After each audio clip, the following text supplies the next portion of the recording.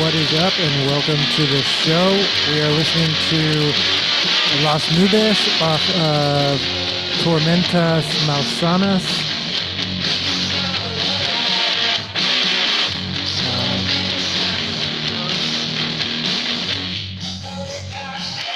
Getting a little bit of a later start. I did actually get some chores done. I am slowly but surely getting things in order. I think I mentioned I've been a little bit nervous about going into the holiday with a really messy house because it just feels like a recipe for disaster. And then I would be spending my time, well, I have things I need to be doing over the holiday break, and I would be spending my time cleaning my house instead of just, anyway.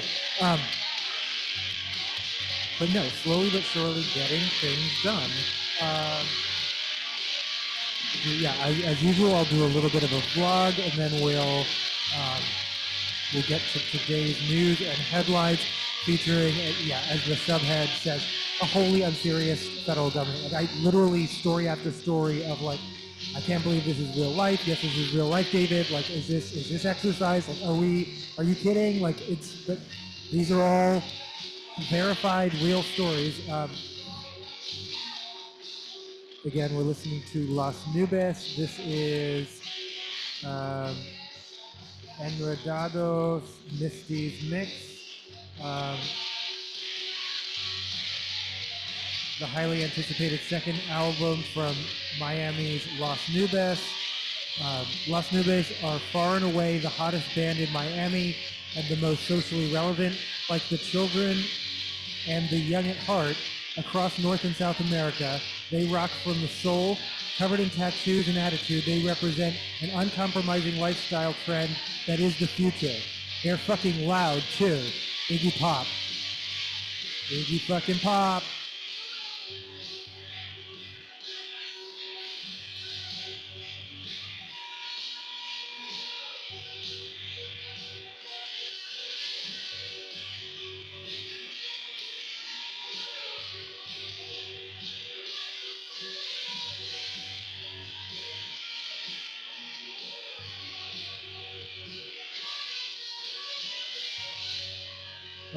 And we do have some gay shit. We're talking about some gay shit. No, I do have a couple of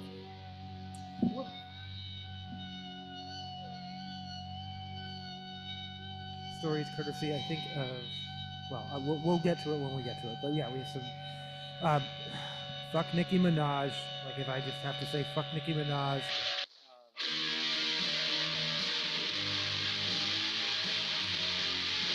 I did find my Nicki Minaj records, and so I will be smashing them. No, I won't. That's ridiculous. I haven't. One second, dude. I haven't quite figured out what I am gonna do with them yet, but yeah, I'm not gonna. What I won't be doing is playing them anymore.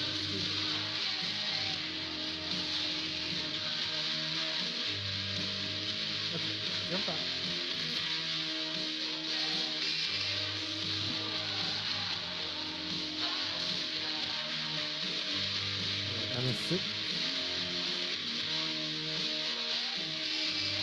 I'm sorry, dude. Well, I'll let you cuddle for a second, but you've already caused technical difficulty. Oh, no, we're back. Okay, never mind. You get to stay.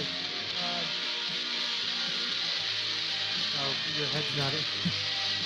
There's the Duke. There's the Dukey boy.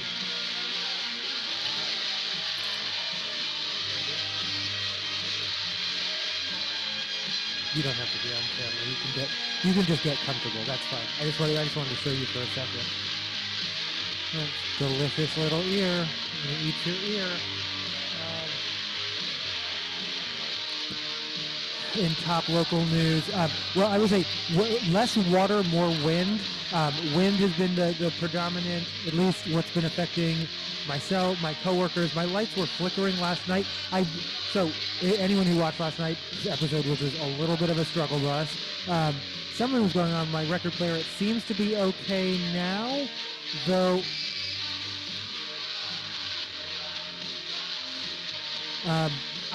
Part of me wonders, I'd have to go back and watch, but wonders if it did have something to do with the power, like I said, my lights were flickering. I don't think that's what it was, though. Thankfully, no one I work with, or at least no one I work closely with on my team, had their power go out. But one person was talking about how they're just down trees all over their neighborhood. So trees, that's been another one. So it's the power outages, which are slowly being restored, and then trees.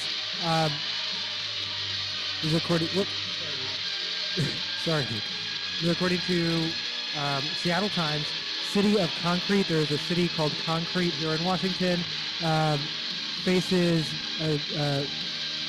multiple weather warnings, floods, landslides, wind, and blizzards.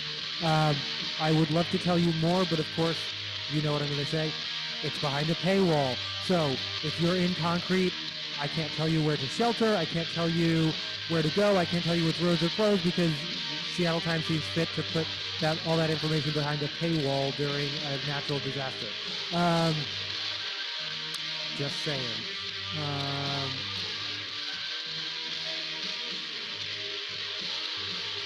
Washington Emergency Management, disaster cash assistance applications open today through January 15th to residents who were affected by floods in Benton, Chelan, Cowlitz, Grays Harbor, King, Kittitas, can't read my, Lewis, Pacific, Pierce, Skagit, Snohomish, Thurston, Yakima, and Whatcom counties. You can apply now online. I will try to remember to put a link in the description.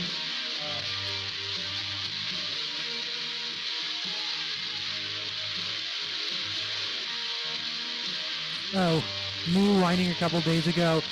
No one on the East Coast came and checked on me. Now I'm getting I guess now suddenly they're getting like, oh my gosh, there's like, I guess it's being reported like all of Seattle is washed out and like, I mean, no, yes, it is, it is declared a state emergency. It has been declared a federal emergency. I have personally, I had a little bit of, I wouldn't say flooding in my basement, but I had this drain and the water level rose, and I thought I was going to have to move stuff, but then I didn't. So yeah, I had minimal, personally, I had minimal effects. Yeah. So yeah, I feel very, very fortunate, but throughout Washington State, there has been, I'm reading about a restaurant who their floor was destroyed and their bathrooms were destroyed and they've got to GoFundMe and, you know, they might be closed for 3 or 4 weeks, but that's, you know, people's livelihoods, and in a smaller town, the restaurants are kind of hubs of community that are necessary, and it's, yeah. Are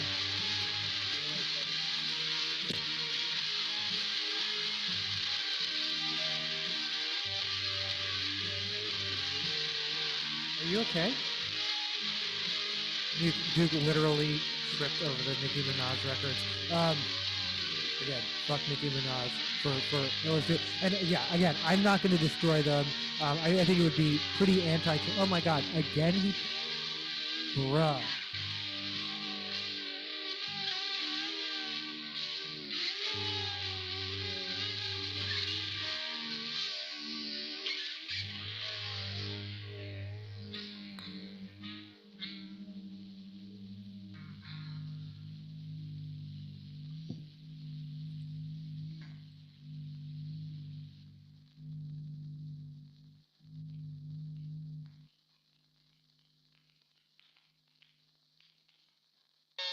So that was Enredados, Misty's Mix, and Agua Plastica by Las Nubes off of Tormentas Malsanas.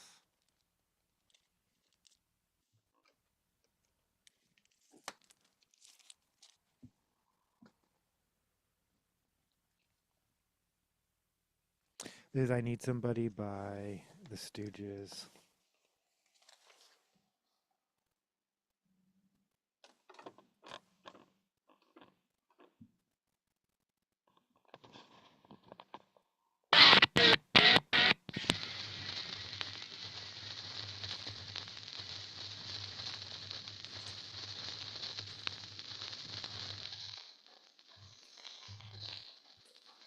Iggy.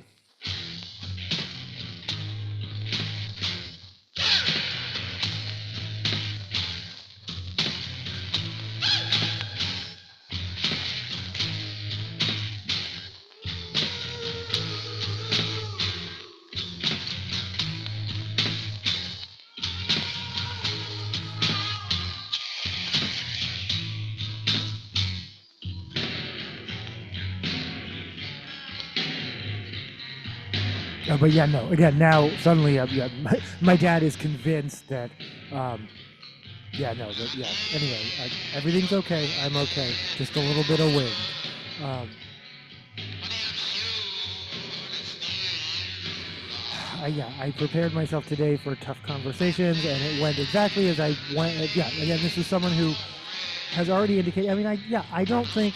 I mean, I think I'm going to keep saying the same things over and over because I don't think they're really listening. I think they've made a decision about what is real, what is important, what's not important, and I don't think anything. I think they think I'm making a big deal out of something that they just don't see as important. And I mean, at some point, whether I'm the one who impresses upon them or not, they're going to realize it's not just important to me. It is important within the organization. And I am expressing the perspective of the organization. Um, and I know, and I've talked about it. Um, and I'm not going to talk about it anymore.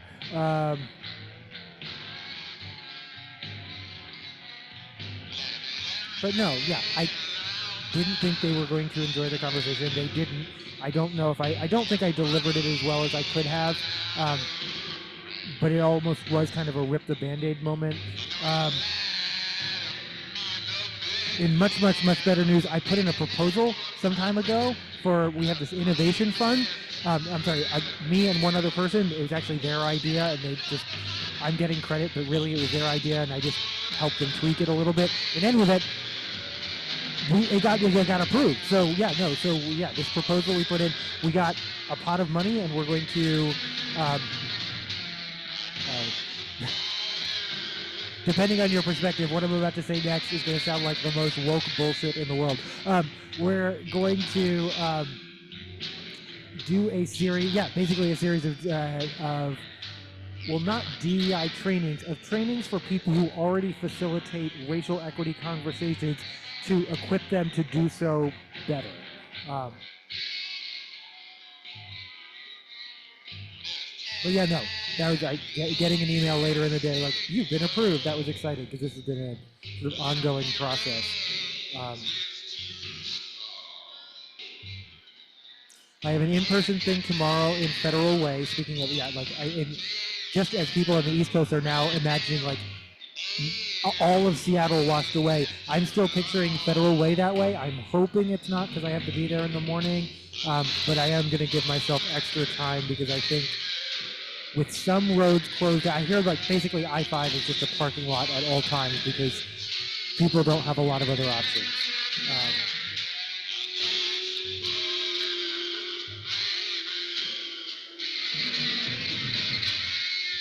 Um, and again, like I said, I don't think the Warbly record player is due to the power fluctuations I was experiencing last night. I thought I had fixed it, but it's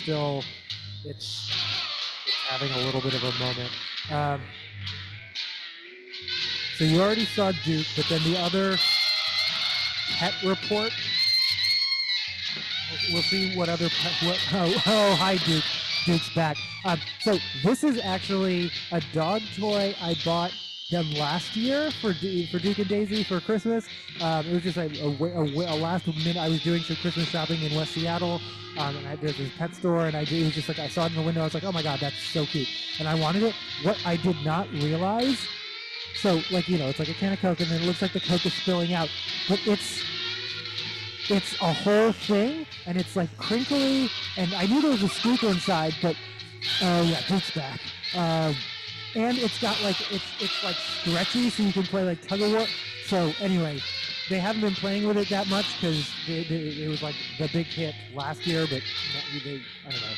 They're like kids; they need new toys, and they just start to ignore their old toys. But now now it's new again. Like it's like he's like really excited to like. So yeah, and I'm excited for him. I have my Mario Badescu drying mask on. I've got, I mean, it is like it's like going to be like an alien like face burster. Like it is. Normally, again, not an endorsement though. Badescu is welcome to endorse me at any time. But normally their drying lotion works like one application, but it is. I think this is my third night in a row, and it's still forming. Not even in the like ready to. Yeah, it is a quite a thing going on my face.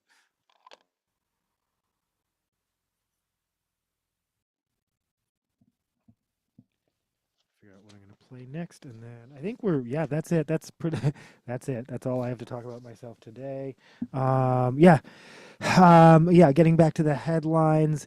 Trump gave some kind of speech. I didn't watch it. Presumably, there will be highlights. Someone will watch it, so I don't have to, and there will be highlights tomorrow. Um,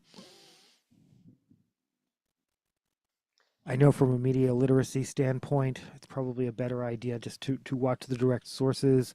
We'll get to that BBC thing going on. But yeah, I just can't stomach that kind of thing. However, what I am gathering so far, basically the gist of the speech is I'm so great. If you think things aren't affordable, you're wrong. But also blame the Democrats, but also $1,776 checks to the military because stimulus checks always scream like stable economy. Yeah, okay. I'm not again. I think we'll get more details at some point, but that's the gist that I got of it without having actually watched it myself because I don't want to. Um, this is Your Retro Careers Melting by The Faint. Fair warning, we'll probably listen to a fair amount of Faint because I found my stash of records. I don't know where, yeah, I have not. After I saw them live, I'd been playing them a lot, and then I ended up like anyway, I found the stash of records, so including some newer ones or newer to me ones. So if it feels like we're playing a lot of Faint, probably.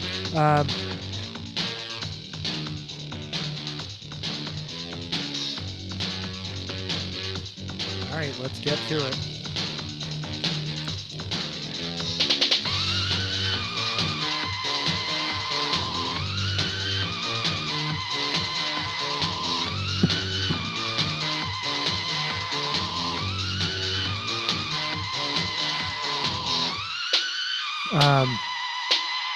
I have no updates on the events in Australia except to say, again, unlike in this country, lawmakers mobilized almost immediately to shore up their already relatively robust gun laws. As far as I know, the Brown suspect is still at large. And conspiracy theories continue to do their thing. Oh yeah, and then temperature roller coaster. Yeah, parts of the country will be experiencing much warmer weather after like blizzard-like conditions, so it's kind of all over the place. And I genuinely don't know what it's going to be like for like Christmas week here in Seattle.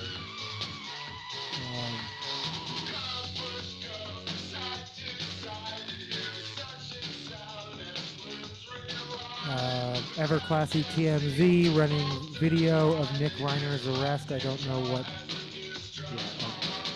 Yeah, he was arrested. I don't know what. Seeing the footage changes about anything.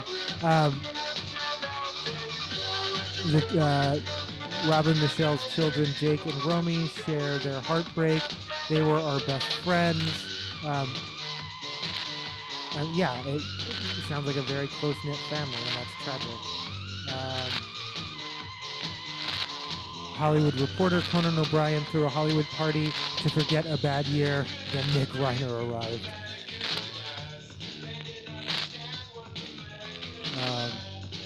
Oh, and this one I just kind of tossed off, just off the top of my head. And again, I am pro wait for the facts, not speculation. But I was just saying, as an alternative to the narrative that some people are definitely pushing, which is homeless people are dangerous, just because it already suits the narrative that they push, which is homeless people are dangerous. Just to remember again, this was someone who was hours earlier partying with Conan O'Brien. This isn't, and I had said, like, affluenza. Again, not to suggest anything about Rob Reiner or his wife's parenting, because I am absolutely certain Nick Reiner had every opportunity to develop into a compassionate, benevolent, kind human being, as it sounds like the rest of the family are. Whatever happened with him is what happened with him. but and again, regardless of their parenting style, wealth could have something to do with it. And again, it was a rare occasion where I wasn't speculating, but I was just saying, let's look at any other possible narrative other than this homeless narrative, which really is a yeah. Anyway, but according to People Magazine, and again, this is a source, and again, an exclusive, but um, they said, yeah, Rob Reiner's son was entitled and wanted to live a life that doesn't exist. Um,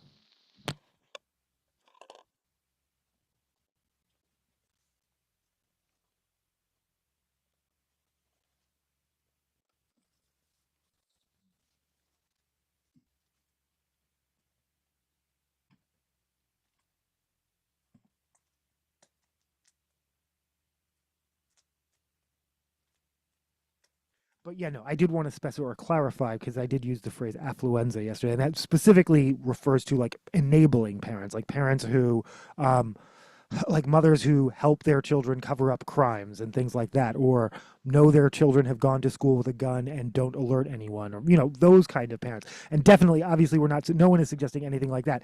But I'm still saying, I think yeah, wealth and privilege could have had something to do with it.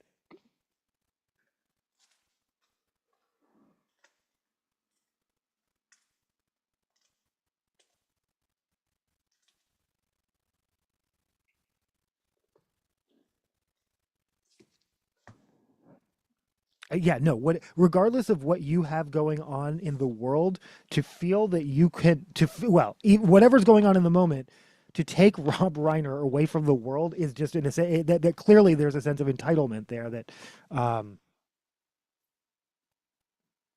yeah, this is the dwarves with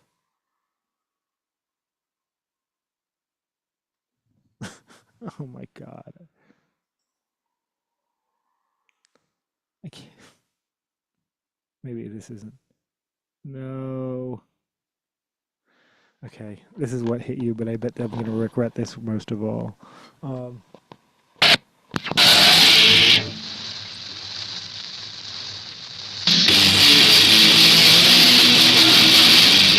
Oh, I probably shouldn't have.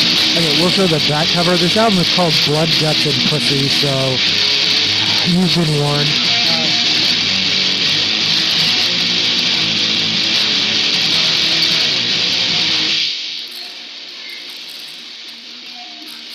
Um, yeah, and then Marjorie Taylor Greene joining the chorus of almost exclusively everyone. Like I don't, yeah, I don't know anyone who agrees with or who will defend or stand behind Donald Trump's hot take. As far as I know, but we'll find out tomorrow, he has refrained from saying anything about Rob Reiner in his speech tonight. And then, um, this is according to Deadline, Billy Crystal, Albert Brooks, Martin Short, Larry David, and more. Yeah, the letter, yeah, Rob Reiner's closest friends teamed up for a group reaction over their friend's death and and the death of his wife, Michelle Reiner.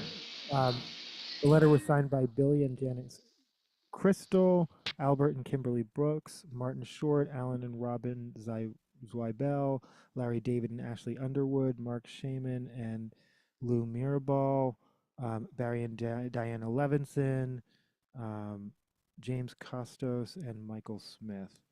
Um, it's kind of long, but no, you know what? I'm going to read the whole thing. Um, Going to the movies in a dark theater filled with strangers, having a common experience, laughing, crying, screaming in fear, or watching the intense drama unfold, is still an unforgettable thrill. Tell us a story the audience demands of us, absorbing all of us. Absorbing all he had learned from his father Carl and his mentor Norman Lear, Rob Reiner not only was a great comic actor, he became a master storyteller. There is no other director who has his range, from comedy to drama to mockumentary to documentary. He was always at the top of his game. He charmed audiences. They trusted him. They lined up to see his films. His comedic touch was beyond compare in his love of getting the music of dialogue just right, and his sharpening of the edge of drama was simply brilliant. For actors, he loved them. For writers, he made them better. His greatest gift was freedom. If you had an idea, he listened. He brought you into the process. You always felt that they were working as a team. To be in the hands of as a film to be in his hands as a filmmaker was a privilege, but that was only part of his legacy. Continued the response. Um, Rob was also a passionate, brave citizen who not only cared for this country he loved, he did everything he could to make it better with his loving wife, Michelle. He had the perfect partner. Strong and determined, Michelle and Rob Reiner devoted the great deal of their lives for the betterment of our fellow citizens. They were a special force together, dynamic, unselfish, and inspiring. We were their friends, and we'll miss them forever. There's a line in one of Rob's favorite films, It's a Wonderful Life. Each man's life touches so many other lives, and when he isn't around, he leaves an awful hole, doesn't he? You have no idea.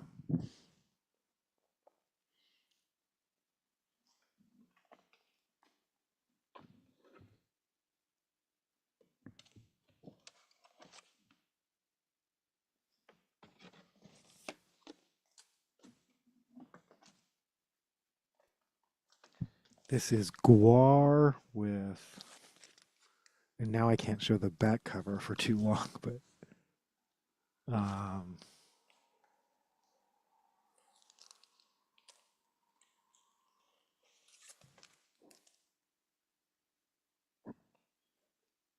it's called Maggots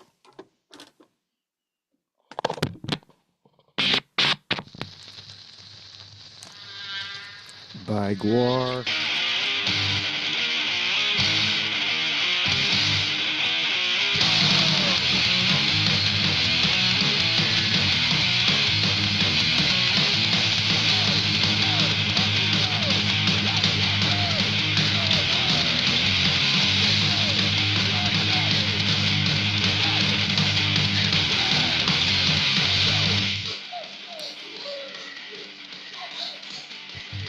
Um,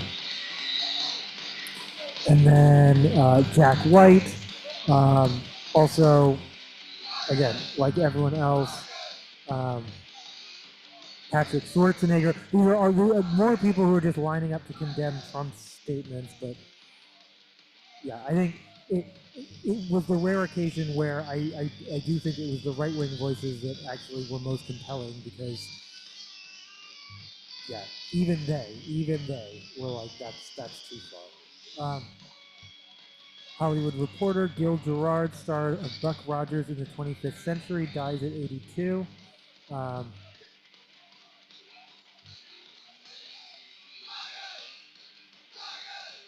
Airport 77, the Appalachia set comedy Hoots,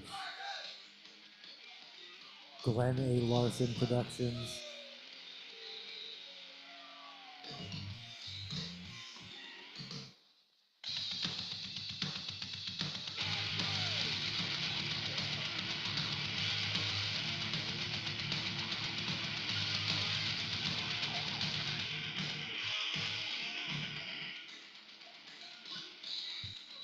At first, the dashing Gerard wasn't interested in the part. I saw what it did to Adam West's career with Batman, and this was another cartoon character. I didn't want to do this campy stuff, he said in a 2018 interview. However, he was finally persuaded to sign on, and Buck Rogers' movie proved to be a hit, finishing among the top 25 domestic grossers that year. The film was then retooled to serve as the show's 2-hour opening episode.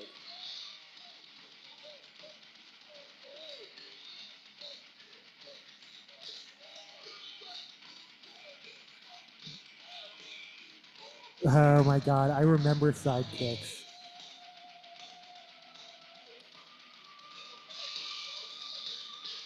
Yeah, no one asked you, Gemini.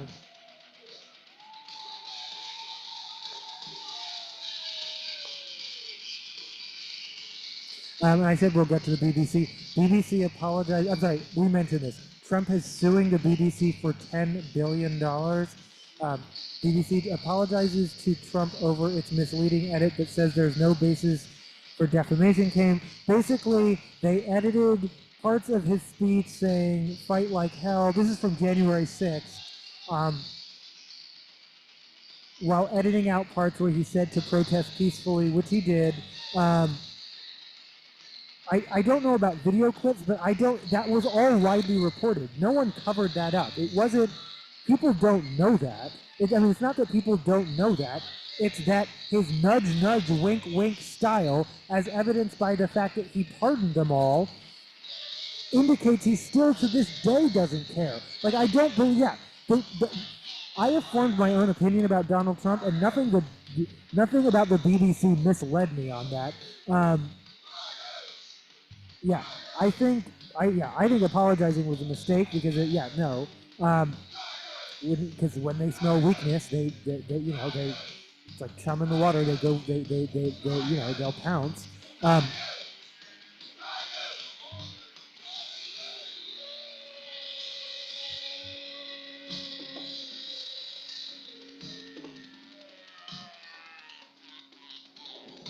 Yeah, the publicly funded broadcaster said there are no plans to rebroadcast the documentary, which has spliced together parts of his speech that came almost an hour apart.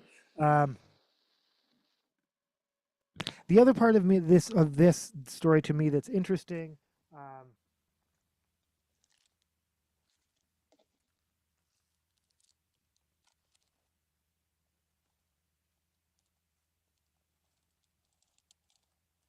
is he's not yeah he this you would think January 6th should be such a shameful event that he would be desperate to never ever ever bring it up, and yet he brings it up all the time.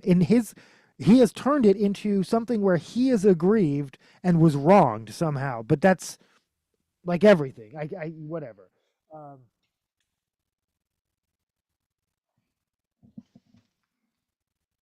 Oh, and I showed Duke's dog toy, which he's currently chewing. That's the brand, and they also have like a little Ruffles package, and yeah.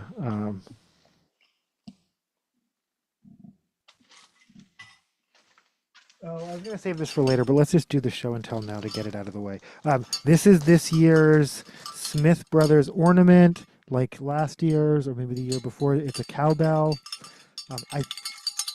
I think it's louder than the other cowbell. I don't know, but yeah, don't request more cowbell because I can do it. Um, this is a flyer for a thing called Toy Rescue Mission. I think they're a religious organization, but they refurbish toys, which is fine. They refurbish toys to give to children. They're based out of Tacoma. Reach out to Martha at toyrescuemission.org for more information. Teresa Mosqueda. This is okay. I have a story. This picture was taken. I always love politicians and like when they're like cosplaying construction workers. But yeah, this was taken at the soon to be open White Center Community Development Association hub. I have like gossip about that, but it's not. It's not about them. They're seem to be a wonderful organization. It sounds like the the hub was built genuinely in conjunction with community, not like we're giving you a community center, but like community input on how it was built and what like yeah, it sounds like genuinely a great project. But yeah, no, I do just working in the nonprofit world. You hear and again nothing about them, but about there is just drama in the world. Anyway, politicians start sending these year-end reports. Um, I don't really know what to do with them.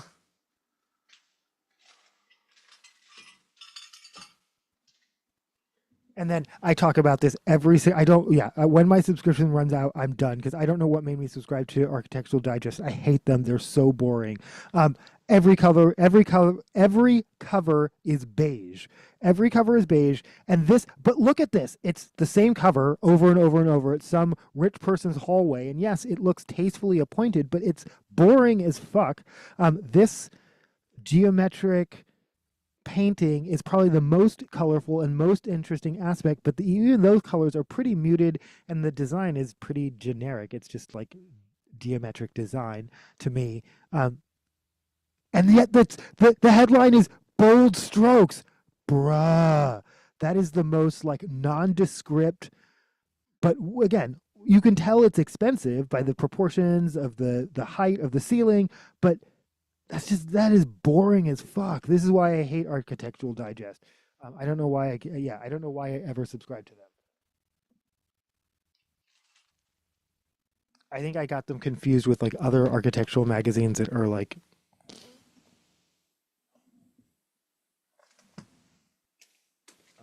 more words.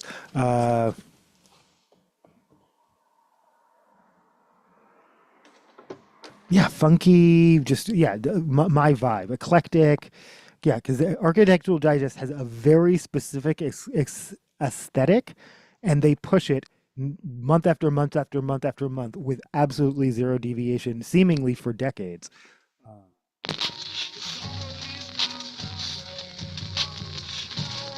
Um,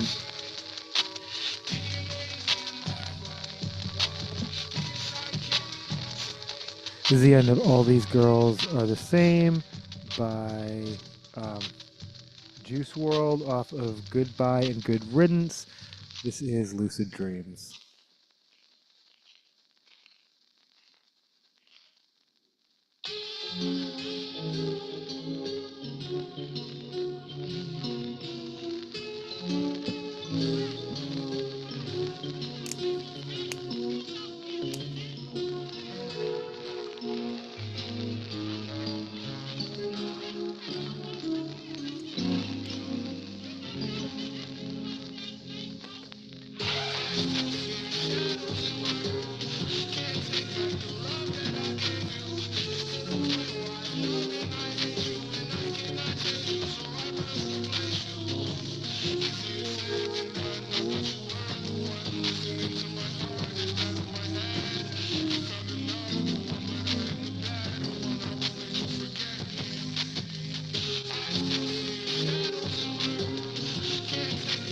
But yeah, no. Again, I think apologizing was the mistake. If they thought that would be done, um, they don't know who they're dealing with. We accept that our edit unintentionally created the impression that we were showing a single continuous section of the speech rather than excerpts from different points in the speech, and that gave the mistaken impression that Trump had made a direct call for violent action, the BBC wrote in a retraction. You know that was massaged by Trump's lawyers, and they're thinking, okay, good, we'll do the statement you want us to do, and then we'll be done. And Trump's lawyer's like, no, that's the confession, sue.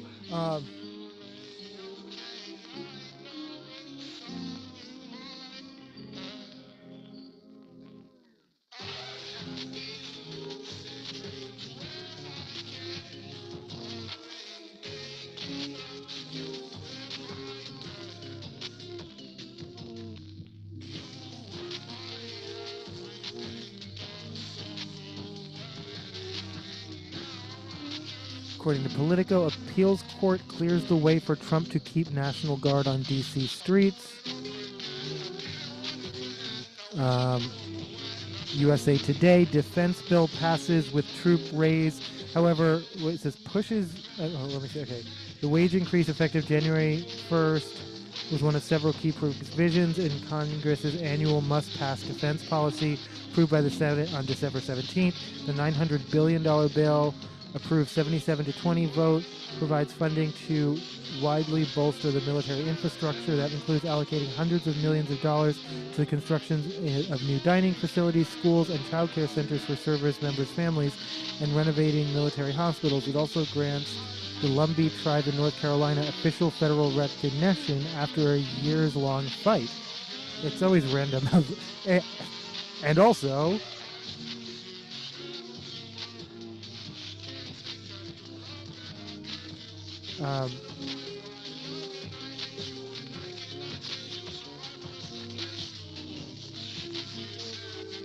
Washington Senator Patty Murray, the top Democrat in Senate in charge of appropriations, voted against the bill, saying that it doesn't go far enough to curb Trump administration's recent military actions in Venezuela, which she called lawless.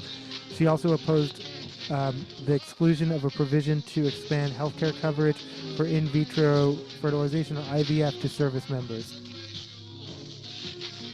The politicization and weaponization of our military under this administration should alarm and frighten us all, she said in a statement.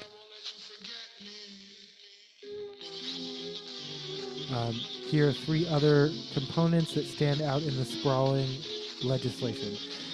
Pentagon consequences for not disclosing boat strike footage.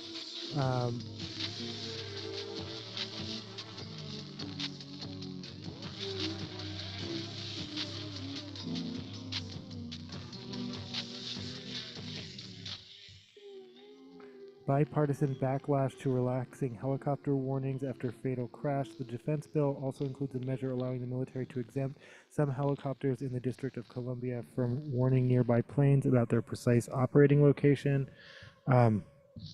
It's exactly that type of carve-out that contributed to the crowded airspace that caused the fatal crash near Reagan National Airport in January, claiming 67 lives, according to Senator Ted Cruz, a Republican from Texas, and Senator Maria Cantwell, a Democrat from Washington.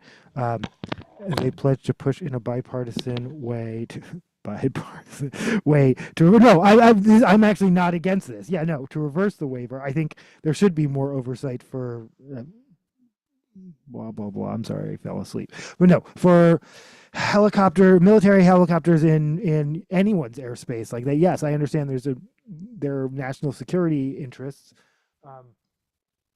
But then there are like security interests. You can't be like that secretive and shit. And then and then the North Carolina tribe receiving federal recognition. What about the Duwamish though?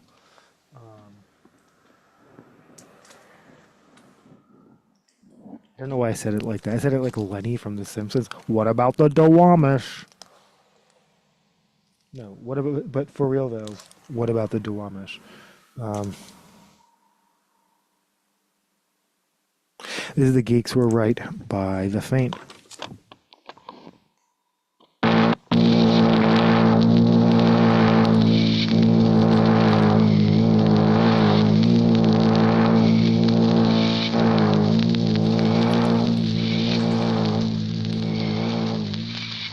This is 45. Hold on.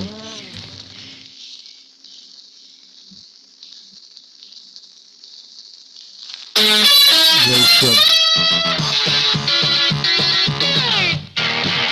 That wasn't the right speed either. Okay, this sounds right.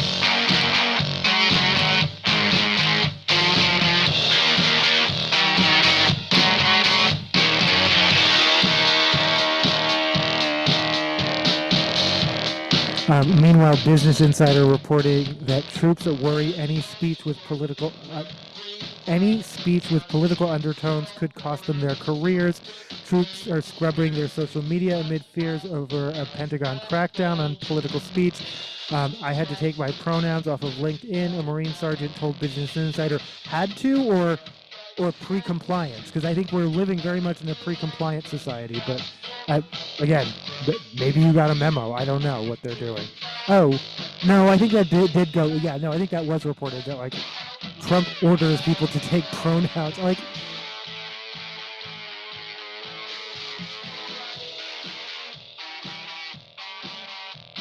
I like the woman who spoke before. I think it was like the Texas.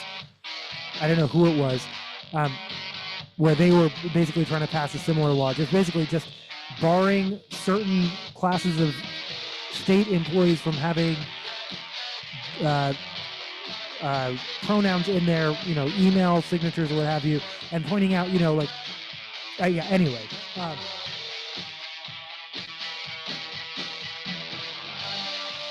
Pentagon leaders have said the moves are intended to depoliticize the military. Remind you, this is at the same time that they are now relaxing their rules around tattoos and symbols, so you're going to see more SS's and iron crosses and all that kind of stuff. And they're calling that diverse political discourse. So that's, so Nazi tattoos are that's diversity now.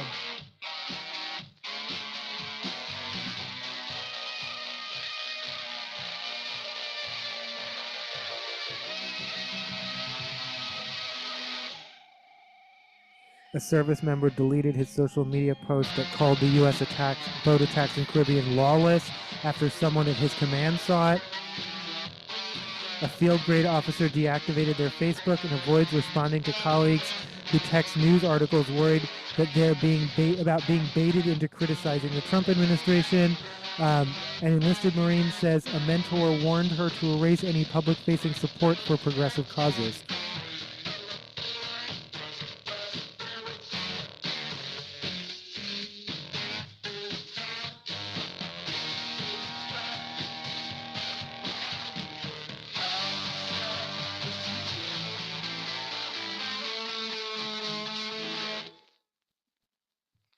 geeks were right.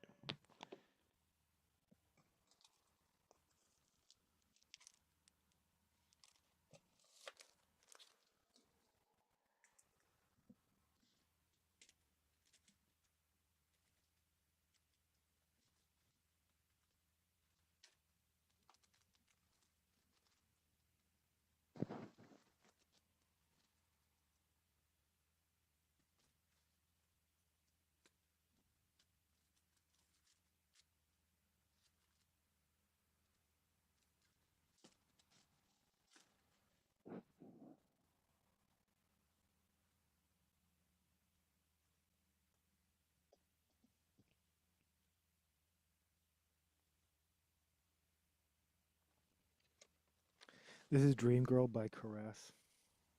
LA's Caress.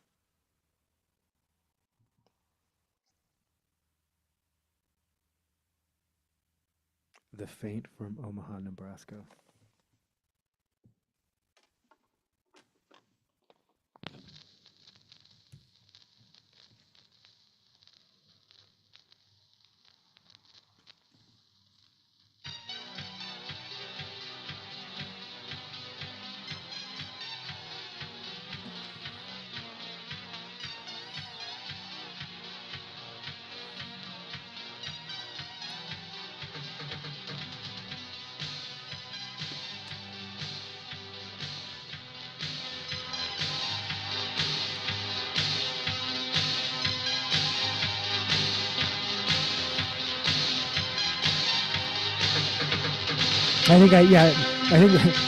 I still don't know how, but according to the Associated Press, the Trump administration says the White House ballroom construction is a matter of national security.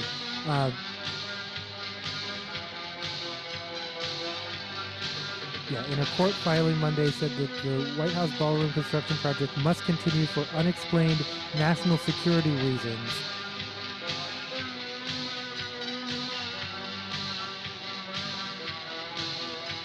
And then ABC News court filings offer more details about Trump's White House ballroom.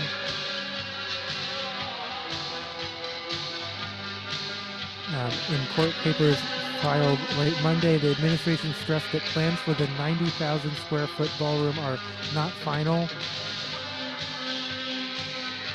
but it claimed that the massive project would cause no significant impact to the surrounding environment and vowed that the White House would seek input from key agencies that review federal construction projects before above-ground work begins next year.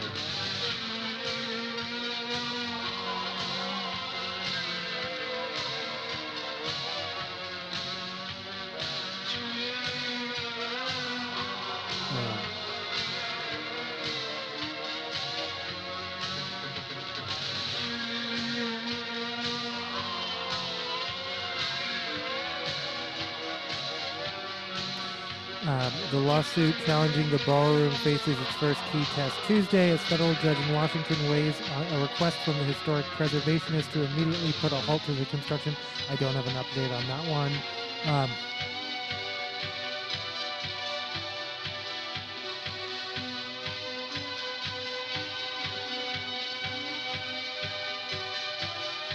No president is legally allowed to tear down portions of the White House without any review whatsoever. Not President Trump, not President Biden, not anyone else.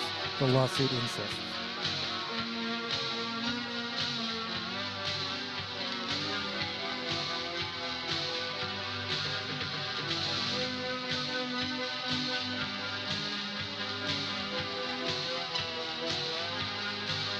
This is the one where I'm like, I can't believe this is real life. I can't believe, except I can.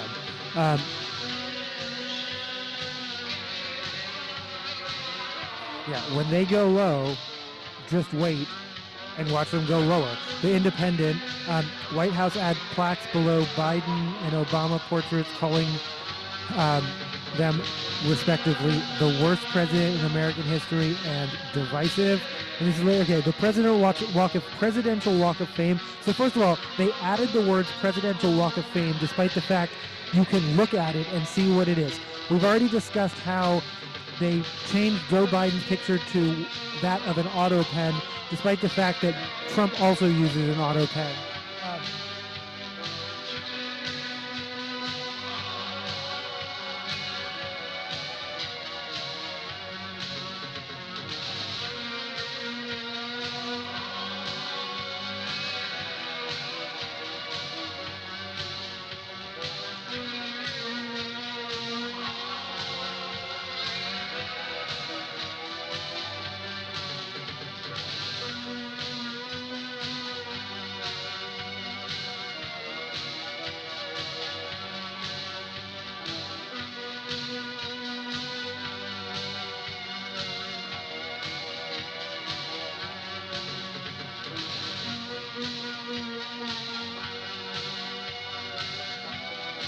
me when I'm like, is this at the right speed?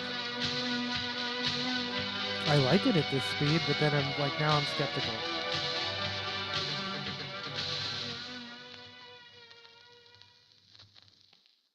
Right, this is Mortal Flaw, also by Caress. No, this is definitely the right speed.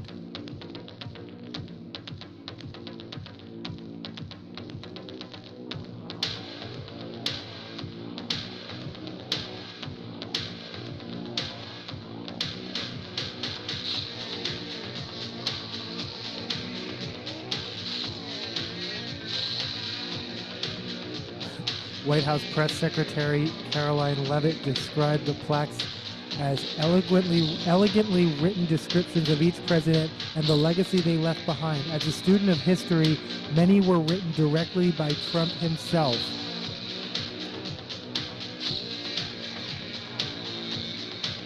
Like,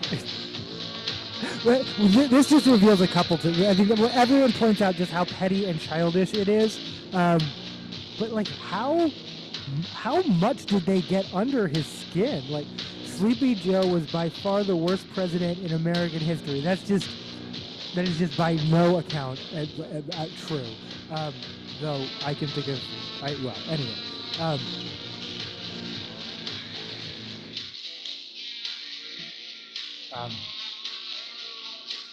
Taking office as a result of the most corrupt election ever seen. So first of all, this is what Trump has time to do.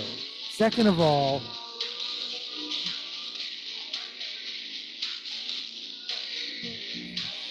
and then as part of Obama's description, as president, he passed a highly ineffective, unaffordable Care Act, resulting in his party losing both houses of Congress and the election of the largest Republican majority since 1946. For former Bill Clinton, the White House attributed his legislative successes to Republicans in Congress and boasted that Trump terminated the North American Free Trade Agreement, the trade deal struck under Clinton. The White House also included a line about Hillary Clinton lost the 26th presidential election in Bill Clinton's description.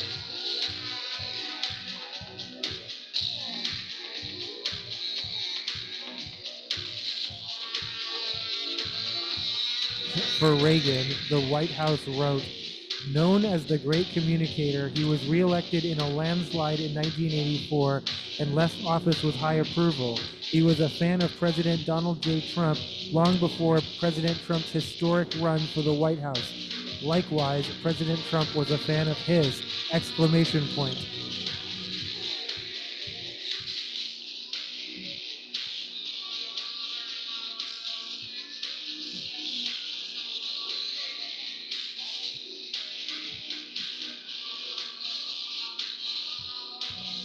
Right. Like I said, wholly unserious.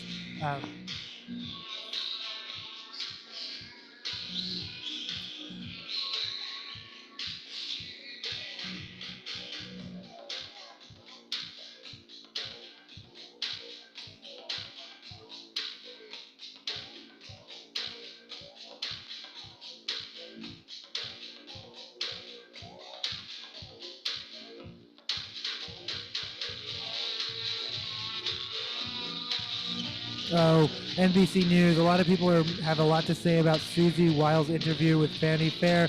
She has a lot to say about Trump and Vance and others. I suspect she will shortly be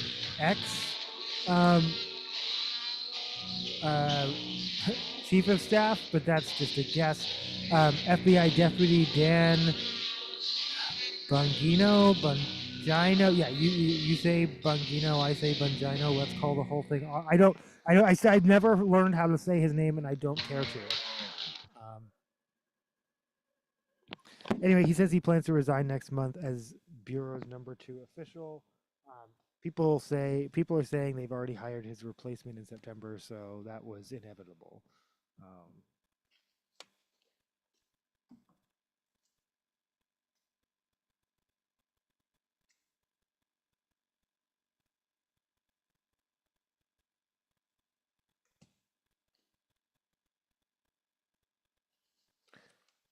We mentioned Jack White and his thoughts about disparaging Rob Reiner. This is the White Stripes with Seven Nation Army.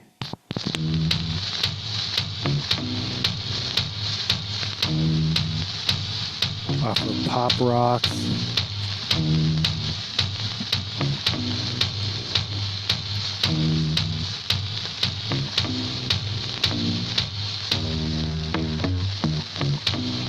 According to USA Today, Trump moves to dismantle major U.S. climate research center in Colorado. The National Center for Atmospheric Research feels important.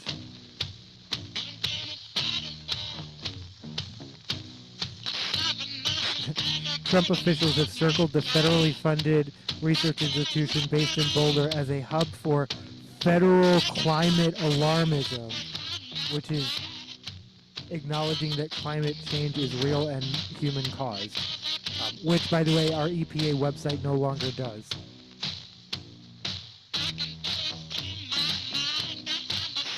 Hope y'all got screenshots.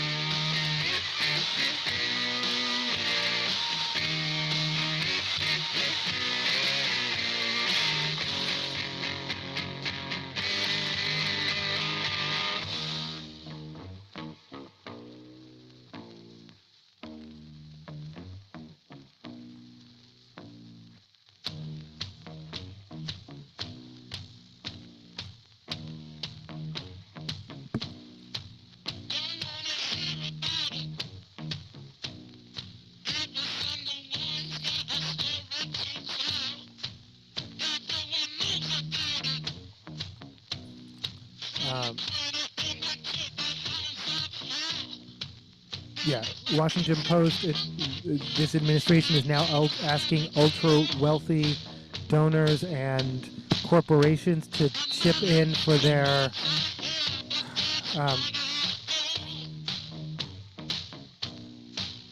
President Donald Trump and congressional Republicans' massive tax and immigration law that passed this summer included a new program to seed investment accounts with $1,000 for each baby born during Trump's term. The Trump accounts, again, they will be named after him, will invest in index funds, and family members, friends, and employers and philanthropies can contribute up to $5,000 into the account for each year.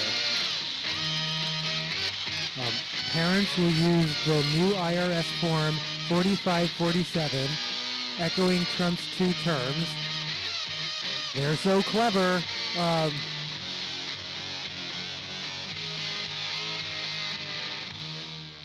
And then Scott Bessent said the administration was launching a 50-state challenge to draw additional ultra-wealthy individuals to the cause.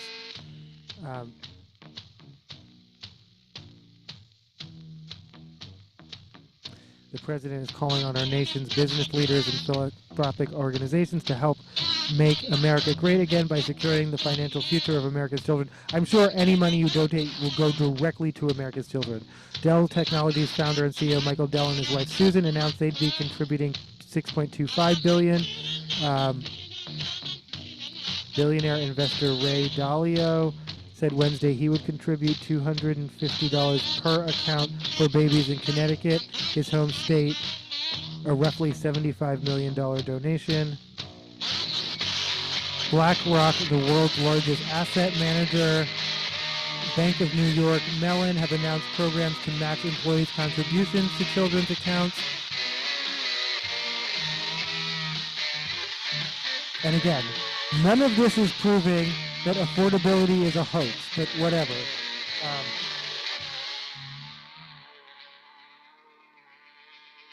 A PBS NPR Marist poll found that Americans disapprove of Trump's handling of the economy by a 21-point margin.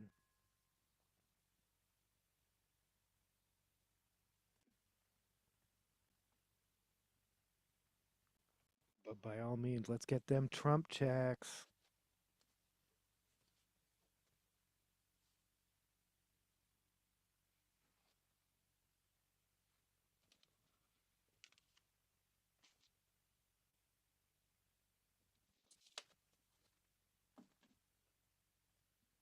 This is Shade with Trampoline.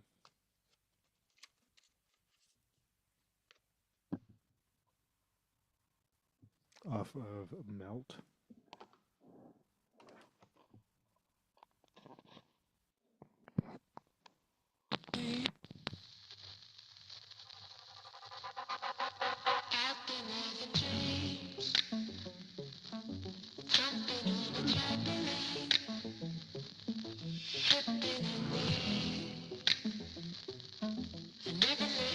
Oh my god, this is the funniest thing. I'm sorry. So it's a pop-up, and it says, because I use an ad blocker, it says support independent journalism. Ad keeps our content free for you to enjoy. Please consider allowing ads. You can click on allow ads, though when I do, it just takes me to a pop-up where my blocker, I'm not using a blocker. It's automatic with the browser that I use, and it's never an option, so I can't. So then my only other option is click on a button that says I don't support Rolling Stone. But when you click on it, it doesn't lecture you, it just lets you go to an article. It's just like, okay, just don't support us. But long story short, I do support Rolling Stone. I actually have subscribed in the past. I can't turn off ad blocker. It's not, I don't have, oh.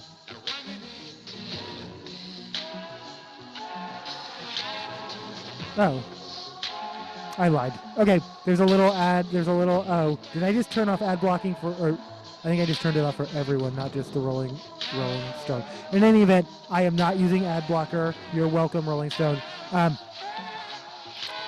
Inside the DOJ's messy effort to prosecute George Soros, a right-wing think tank backpedaled an absurdly exaggerated report after the Trump administration wanted to use it to go after a liberal mega donor. I talk about this all the time. They drink the Kool-Aid. They really. I now, at the time, I was like, oh, he knows what he's doing. Trump may very well believe that they were eating the cats and dogs. They consume this wildly ridiculous media, and then they believe it. Like they believe it. Like they think they can go into court, and then they get laughed out of court over and over and over because they heard something on some that literally just some rando guy in a beanie cooked up. But they'll take any of it seriously as long as it's what they want to hear. It's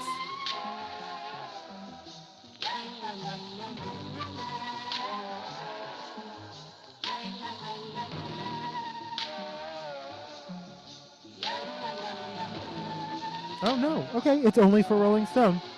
Sorry, The Hill. Ads are blocked for you.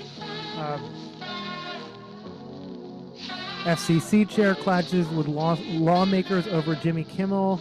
Agency independence during contentious hearing.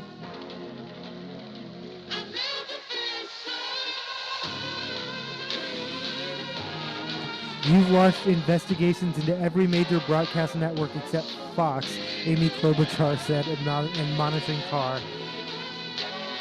The FCC has become the Federal Censorship Commission, said Ed Markey, mocking the chair for his past social media posts criticizing Democrats on First Amendment issues.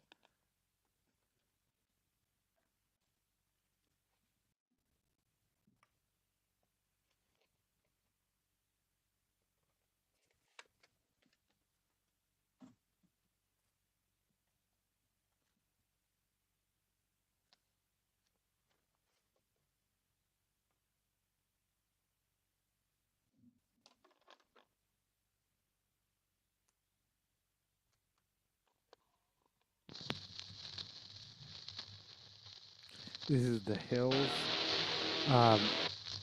by The Weeknd. This is the Eminem remix because we will never be playing the Nicki Minaj remix again.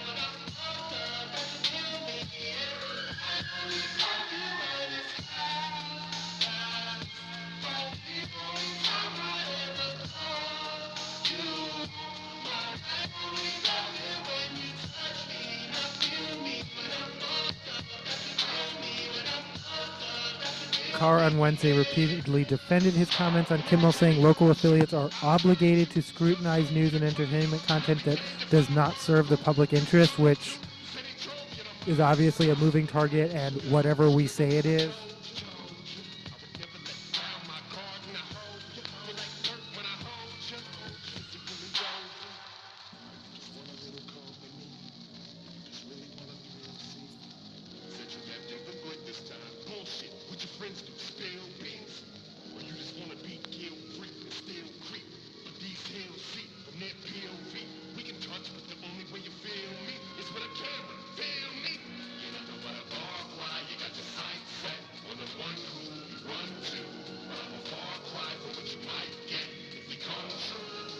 One moment that turned heads in the hearing room came when Carr suggested the FCC is not an independent agency after he was pressed by Senators Ben Ray Lujan, Democrat from New Mexico, and Andy Kim, a Democrat from New Jersey. Lujan told Carr that on the FCC website, the department calls itself an independent government agency responsible for implementing and enforcing America's communication and law and regulations, an assertion the chairman pushed back on.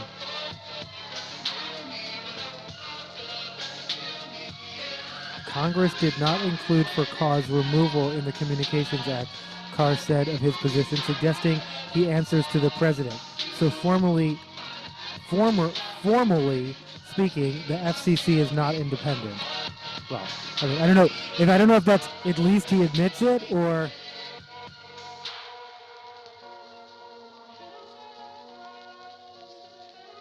screenshots of the FCC's website show the word independent was removed from the webpage after Lujan's questioning of Carr as he was still testifying. That's probably fine.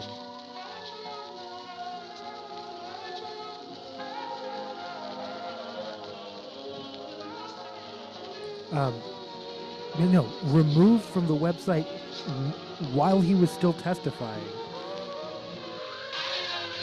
Yeah.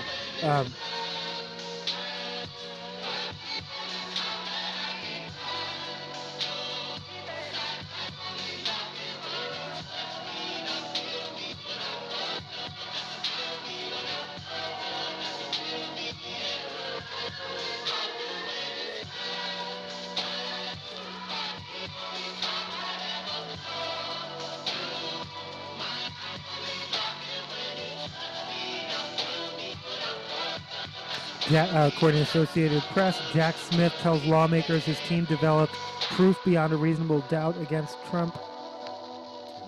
It won't matter and it will never go anywhere, but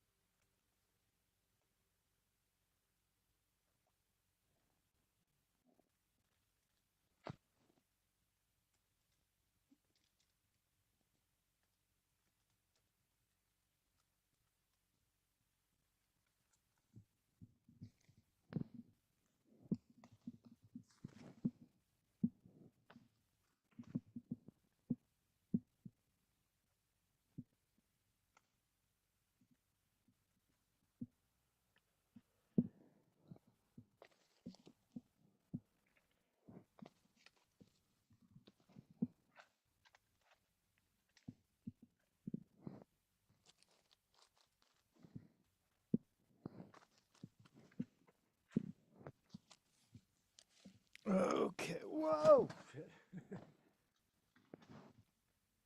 I think we kind of figured out what I figured out what we're gonna do next.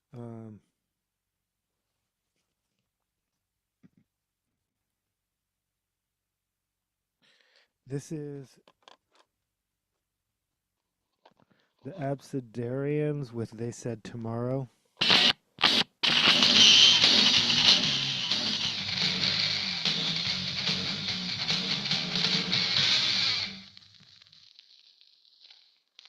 That was the end of Slaughter the Lion by Tender Fury. Absidarians with They Said Tomorrow off of the Scream compilation. This is the... Apparently this record once belonged to KSUR? I don't know.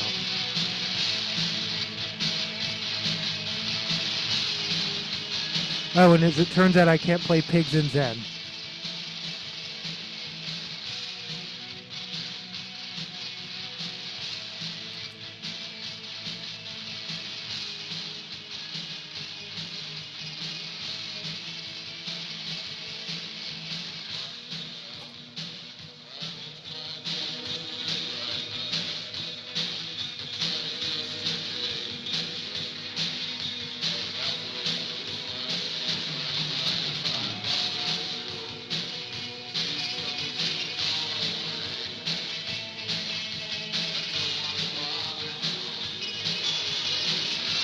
Oh, I already got into this one. I don't know how this popped up on my feed again.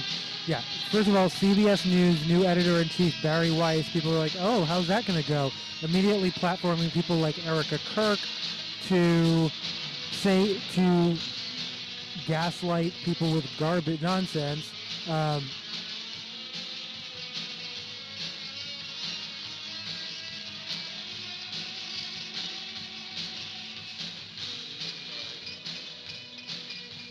Yeah, some of the much more shared clips, like saying that gun deaths are worth it, that Civil Rights Act of 1964 was a mistake, and that if he sees a black pilot, he's going to wonder if they're qualified.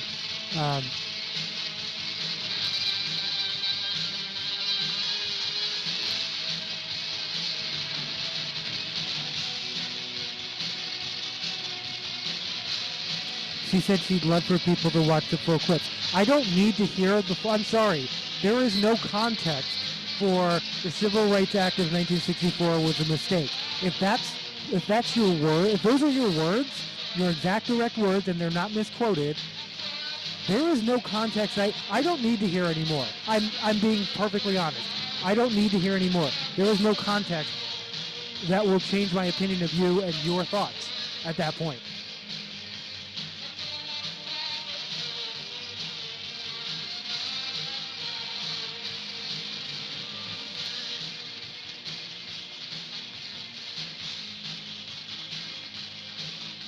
And you're like, well, that's intolerant. Yeah, of bigotry? Yes.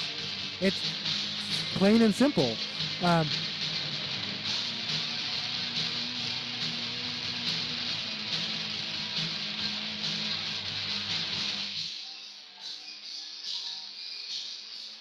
Charlie didn't care what skin color you were. He didn't care what religion you were.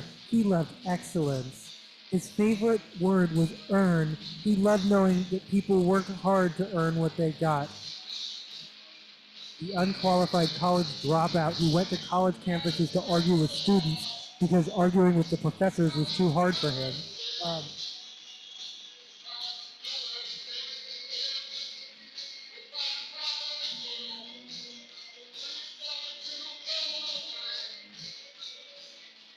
Oh, and then she's pulling a Trump and saying, well, she didn't know the context of the gun text quote, but well, you run the organization that, anyway. There's a lot more than just one little sentence. So, well, yeah, when you can't explain it away, you just minimize it.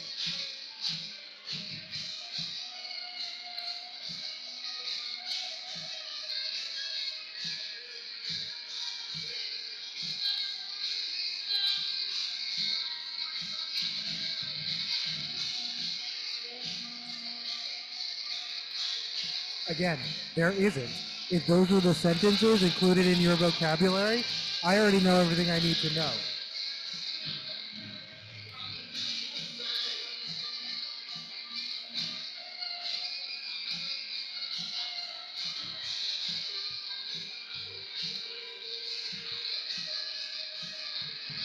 Meanwhile, CNN, Candace Owens won't take back her conspiracy theories. Again, she thinks someone inside Turning Point USA and or the Israeli government, but apparently, according to her, she had a 4.5 hour meeting with Erica Kirk. Okay. Is she really one of the most watched people in America? Like, what are we doing? Like, what the fuck? Which, again, they acknowledge while promoting wild conspiracy theories, unfounded conspiracy theories. People would rather hear that than facts.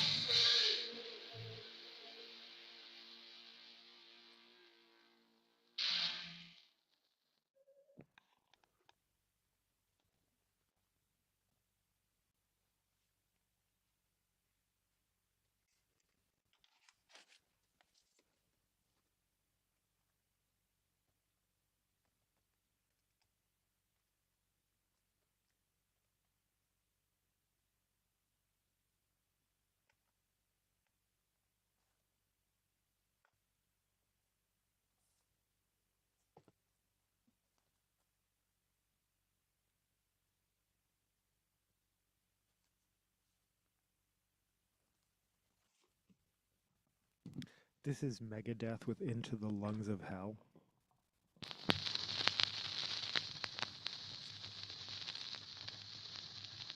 Off of So Far So Good, So What?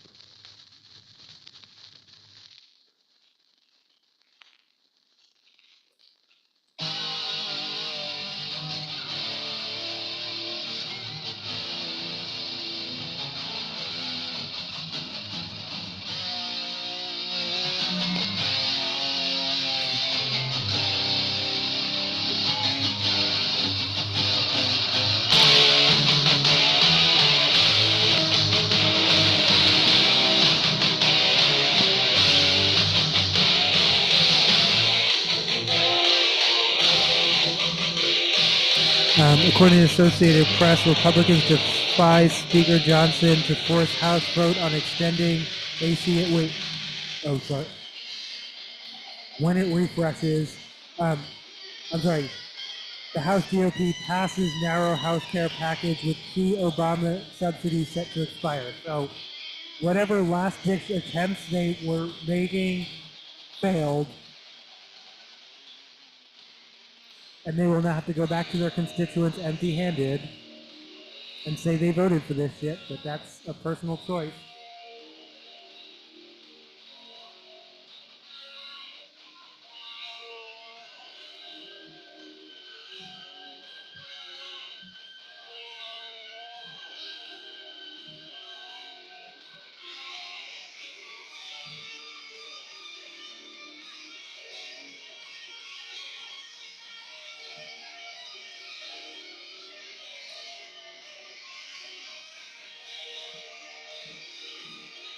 According to The Guardian, American Academy of Pediatrics loses government funding after criticizing RFK Jr.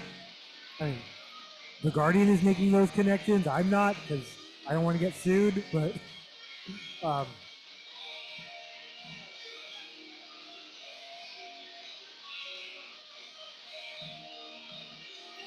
in a statement to The Guardian, AAP CEO Mark Del Monte said, American Academy of Pediatrics learned this week that 7 grants under the U.S. Department of Health and Human Services are being terminated. This vital work spanned multiple child health priorities, including reducing sudden infant death, rural access to health care, medical health, adolescent death, supporting children with birth defects, early identification of autism. Well, like, did mom take Tylenol is all they care about at this point. Prevention of fetal alcohol syndrome spectrum disorders, among other topics. The sudden withdrawal of these funds will directly impact and potentially harm infants, children, and youth and their families and communities across the United States. AAP is exploring all available options, including legal recourse, in response to these actions.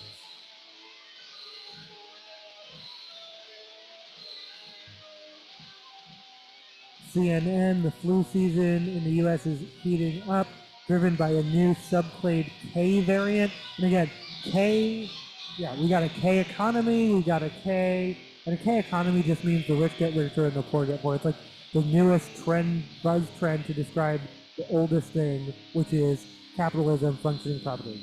But then what is this K variant?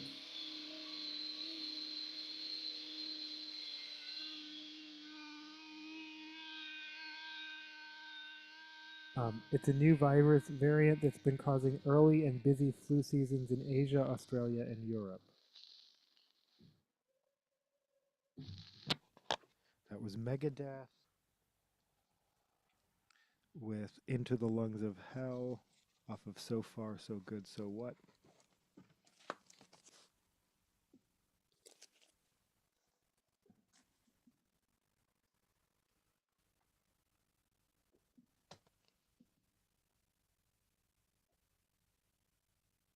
This is All Out of Love by Air Supply.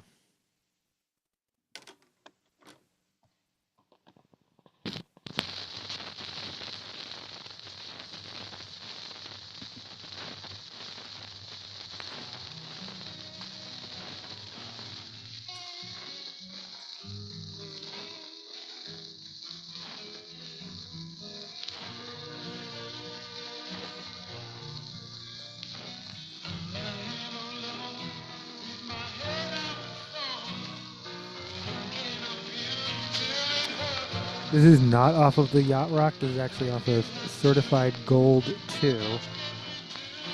Superstar hits stamped in gold.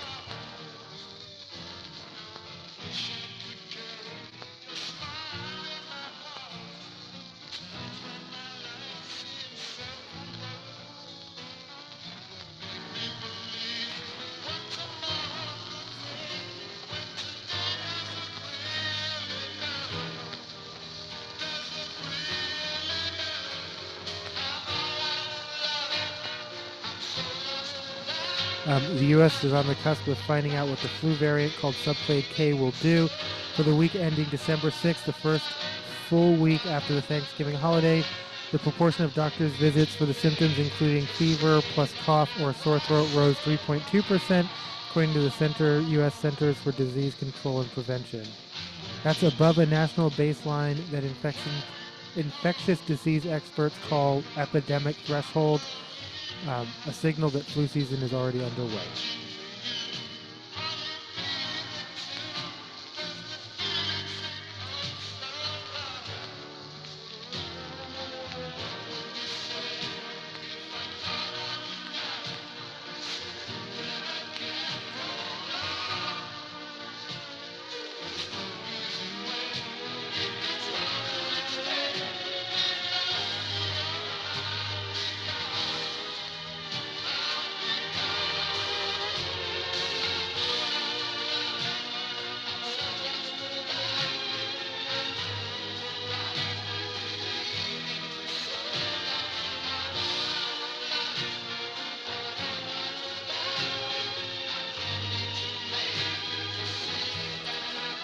Measles outbreak worsens in South Carolina, Arizona, and Utah. Measles. Measles, man, measles.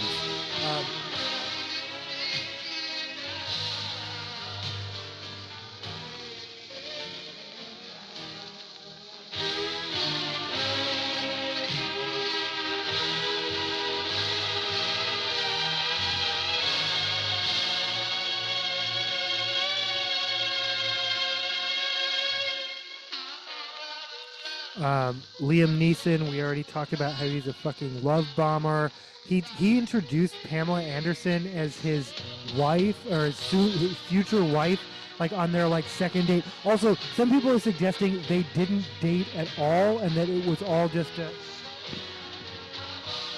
I love when shit pops up and I wasn't asking for it. Like, I'm not trying to update. Yeah, it's gonna make me click on more info, even though I don't want any more info. I know why I can't update. I can't download updates because my computer is running Windows 10. I'm surprised it's still running. You implied it wouldn't, but it does. But yes, I will get now.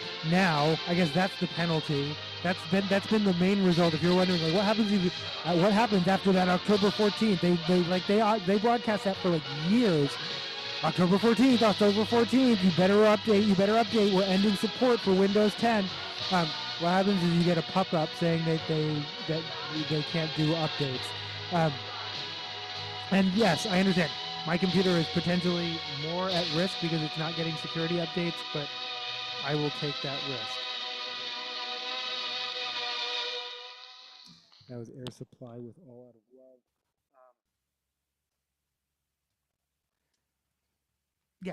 Okay. And then the other thing, um, I don't even know if this is love bombing. It's a whole bunch of things, including racism.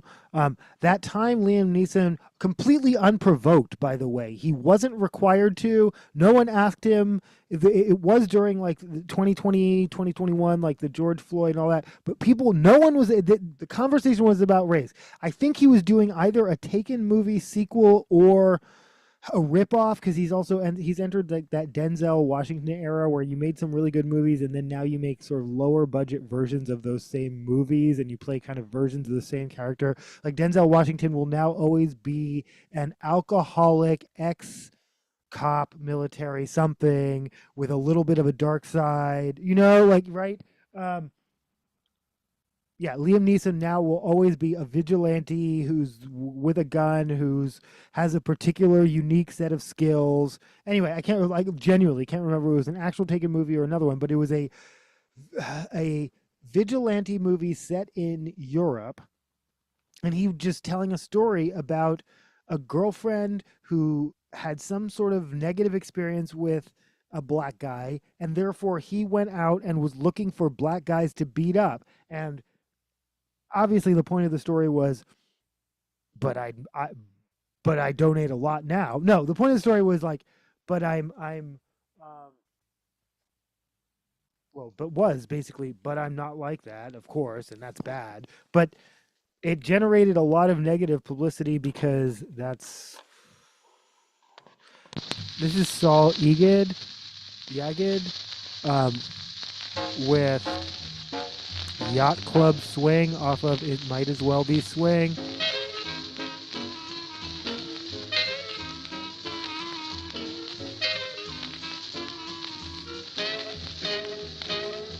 He was once Benny Youngman's clarinetist. Saul Yagid and his clarinet and quintet. I like that. Off of his Might As Well Be Swing.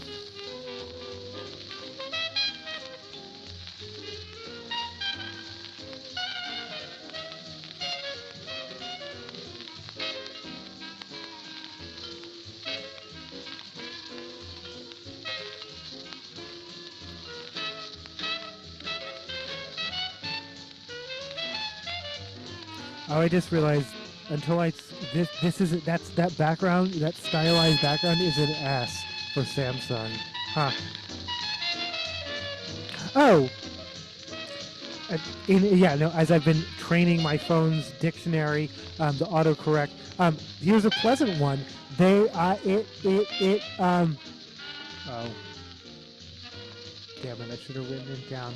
I was like, oh, that is nice, and wait, it's gonna come to me. Oh, IE. If you type I.E, it doesn't capitalize the first I. It understands what IE is and doesn't capitalize it. It's a small thing, but every other phone I've ever had, you have to manually go in and correct it to lowercase I for whatever reason. Because if you use I at the beginning of a sentence, it's going to think you mean I.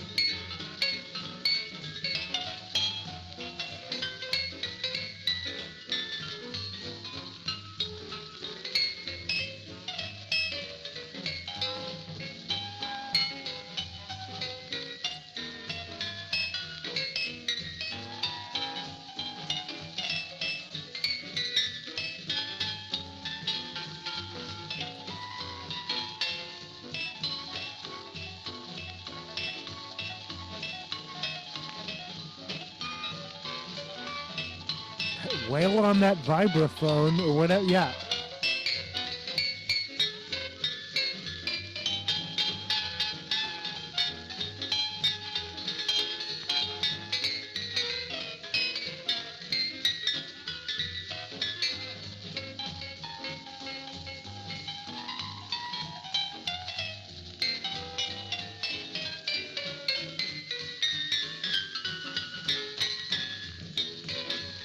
No, as of all, and again, for those of you all who don't know, as much as I love metal, I'm not a huge fan of guitars. Or, as much as I love metal and am a guitarist, I'm not a huge fan of guitars, and especially not guitar solos. Like, if anyone's ever heard my version of Freebird, it's 1 minute and 5 seconds long because there's no solo. And that's the whole song. Like, if you just sing the words of, if you just sing verse, chorus, verse of Freebird with no solo, it's only like 1.5 minutes long. Like, it's one of the things that rock, and again, rock is over, but maybe staging a comeback, waging a coup, taking over is all a whole generation or more, set I'll say at least 3, 4, 5 generations of musicians really thinking the guitar is the only way to show any kind of creativity. I mean, yeah, obviously there are bassists and drummers and some keyboarders out there, but not too many compared to guitarists, bassists, and drummers, singers. But you don't see people really honing their talent on the vibraphone or the clarinet.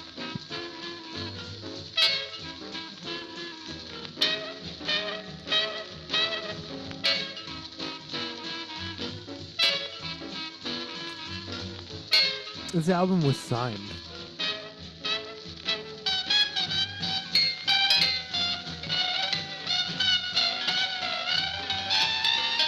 To my friend Freddie, thanks for everything, Saul Egid, 4/17/1957. He was still working in the 90s. Like, I found he was still like a band leader and stuff in the 90s. Again, that was Saul Egid. I'm not ever sure how to pronounce that, but off of It Might As Well Be Swing. That was Yacht Club Swing. The Herald Jazz Series.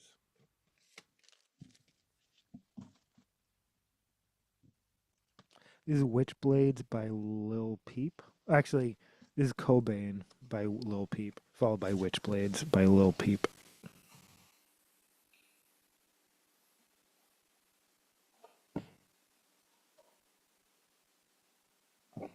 Oh, possibly followed by I've Been Waiting as well. The original version, not the Fall Out Boy.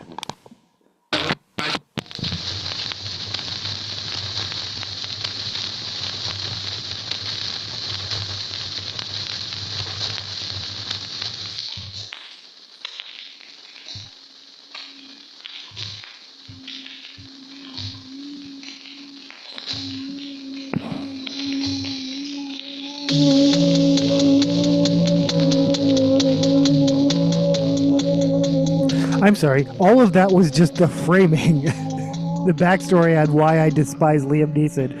Liam Neeson Liam Neeson, I despise. Liam Neeson denies being anti-vax amid controversy over narrating a pharmaceutical corruption doc. Never has been and is not anti-vaccination. You just took money to promote an anti-vaccine doc. Plague of Corruption, 80 Years of Pharmaceutical Corruption Exposed. The film, directed by Michael Mazzola and based on the 2021 book of the same name, expresses skepticism towards vaccines, features discredited science, and includes an interview with RFK Jr. Neeson serves as narrator on the documentary.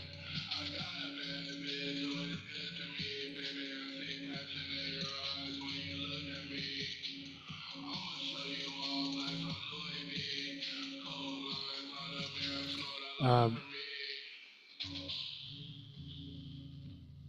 we all recognize that corruption can exist within the pharmaceutical industry, but that should never be conflated with opposition to vaccines. Yeah, but you appeared in a documentary that does. Like that.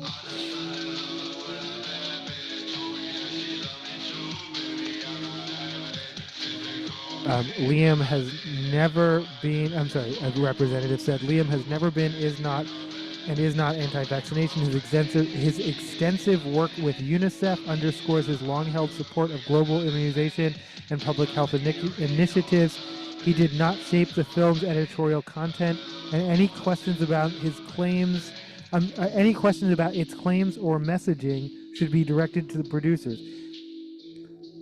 That sounds a lot like I was just following orders. He didn't shape the editor. No one said he wrote the documentary, but he spoke those words. He read those words to himself and then said, "I will take this job." That's the part that people are having a problem with. And you, as his representatives, well, either did or didn't do your job in allowing him to do that. Like, this is Witchblades by Lil Peep off of Everybody's Everything.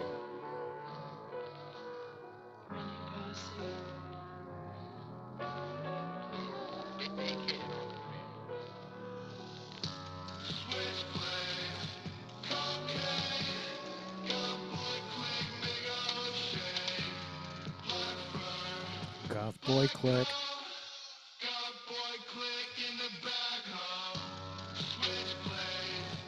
Did I say I found my emo rap section? So, like, we'll be hearing a lot more from that.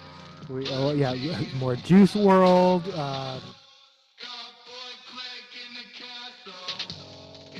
Pop Smoke.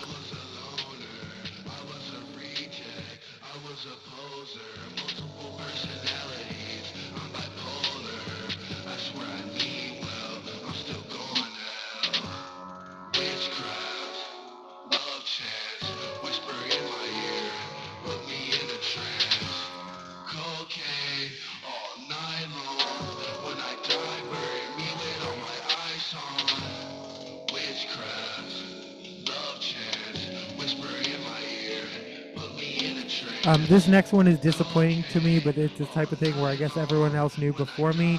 I guess the Mighty Mighty Boztones broke up because Dickie Barrett is the lead singer, frontman is anti-vax. Actually, the article is according to, I don't know what CDN is, ampproject.org. Well, he's trying to get the Boztones back together. The group, played their last concert together in 2021. The group officially announced a split in January of 2022 after nearly 40 years of music.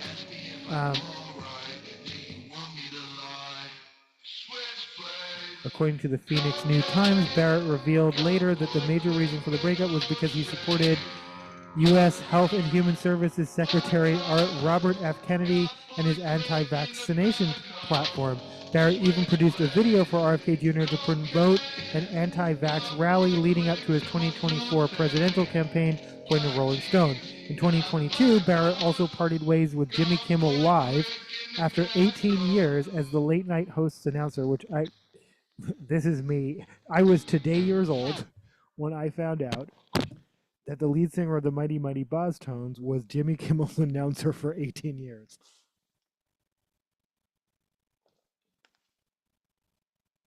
And yet, I still can't picture him. Like, this guy is, like, super duper world famous, like, for multiple reasons. And yet, like, his voice is world famous. Like, his voice is world famous. Yeah, his band is world famous. His voice is world famous. And yet I'm 100% certain he can walk around anywhere and not get recognized because I can't picture him. I can picture a guy in like a fedora and a like Hawaiian print shirt, but I can't, like, he's very nondescript. So obviously I am not playing Mighty Mighty Boztones off of the Clueless soundtrack. What am I playing?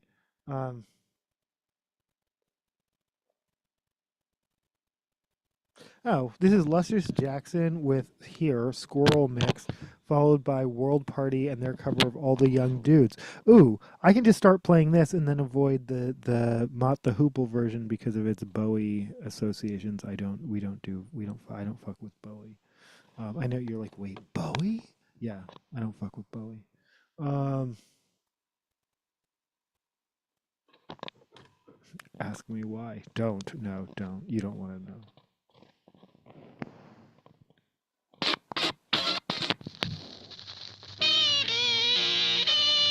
Oh, this is obviously World Party's cover of All the Young Dudes. And then we'll play Here Squirrel remix by Luscious Jackson.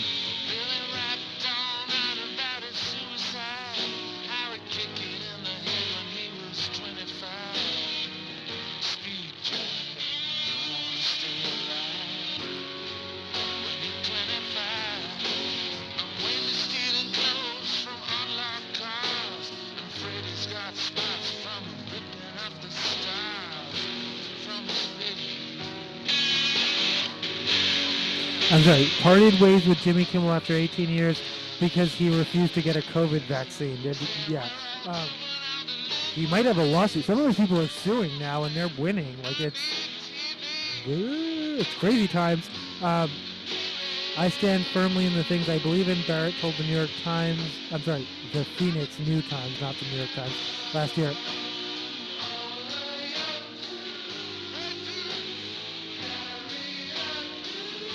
So, okay, this is the candidate I support. I found out who he was. I met the man. I didn't take it lightly, and that's who I support. Okay, well, stand on that business then. I will never be supporting the Mighty Mighty Boscos, and I never actually liked them that much. There, I said it. They're like, their specific take on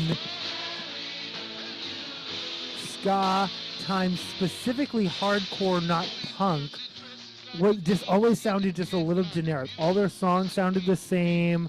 Like, I've never intentionally I think I've seen them at ska festivals. I've never gone to a Mighty Mighty Bosco. Oh. Everyone who I went to the Boscones concerts in Albuquerque that one time, they're like, you did. You drove 60. Yeah, okay. Maybe I've been to a Mighty Mighty Boscones concert, but yeah, I think I was there for the opening band.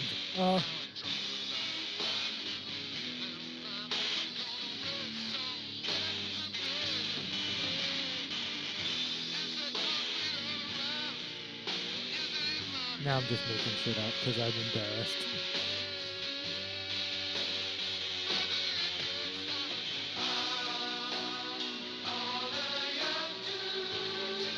I promised gay shit, and here's the gay shit.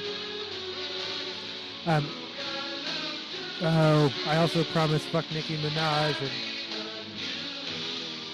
yeah, watch me like smash all these records right now. No, okay, I'm not gonna do that, but seriously, like,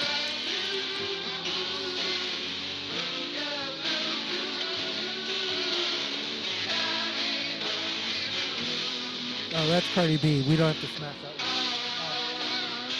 one. I've been looking for that one too.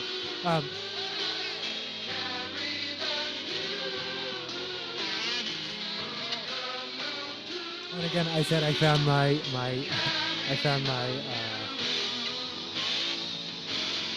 emo rap section, but for real, I was not a casual Nicki Minaj fan. I was a barb. Like, I was deep into the lore and the not so deep that I was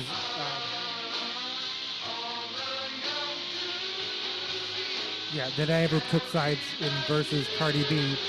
Well, I was always kind of team Cardi B. I say now in my own revisionist history. All right, this is Luscious Jackson, probably followed by Cardi B.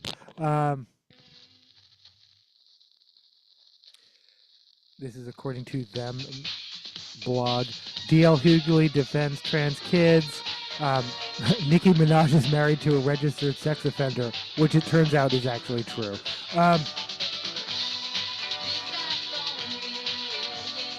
however, they do have the journalistic integrity to point out when he says that guy's not allowed within 100 feet of kids and references Chris Hansen, the Catch a Predator guy. See, you're probably actually thinking of Nicki Minaj's brother. So her husband is a registered sex offender. Her brother doesn't have to register anywhere because he is currently in prison for at least 25 years or probably good behavior, whatever. He'll get out earlier. But he is actually accused of crimes with children. Her husband is a registered sex offender, but not crimes with children. In any event, D.L. Hughley's point, Nicki Minaj, you have no right to be talking about children, trans or otherwise. Valid. Yeah, talk to the sexual predators in your life. Start there before you're accusing anyone of any shit.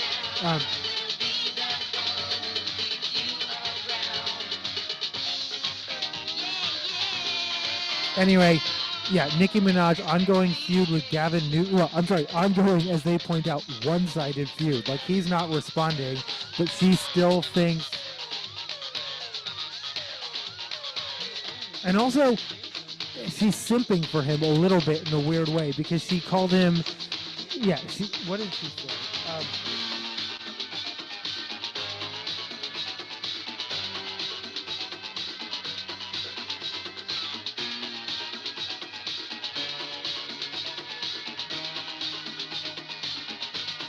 She supported a dude that's on the Epstein files 1,000 times.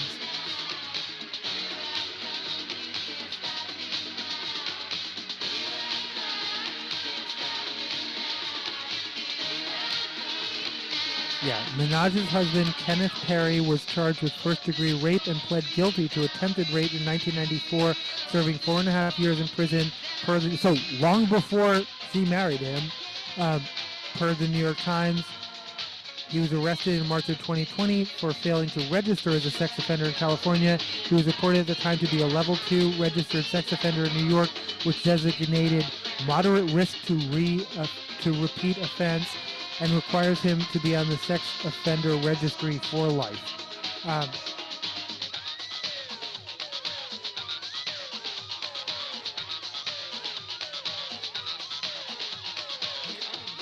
He was sentenced to 3 years probation and 1 year of in-home detention after pleading guilty to failing to register as a sex offender in California,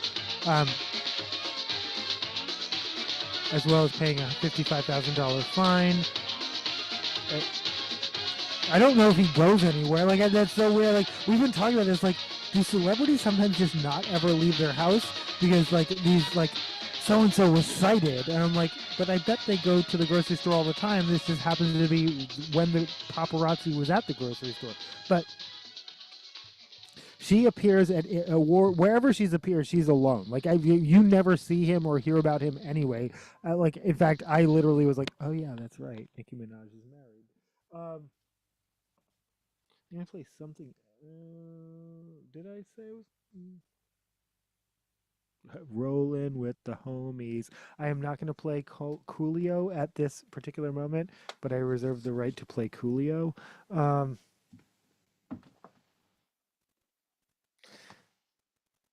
We're into entertainment news. We might actually make it to sports news tonight. In sports news, I love that just mainstream.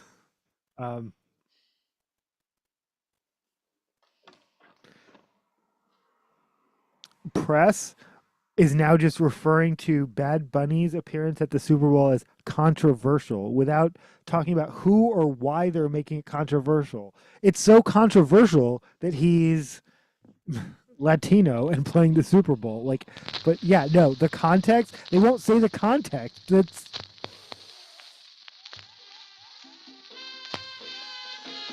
But they'll just say he's controversial. Like, he's controversial now, apparently. I'm sorry, this is Cardi B, I Like It, featuring Bad Bunny and J Balvin.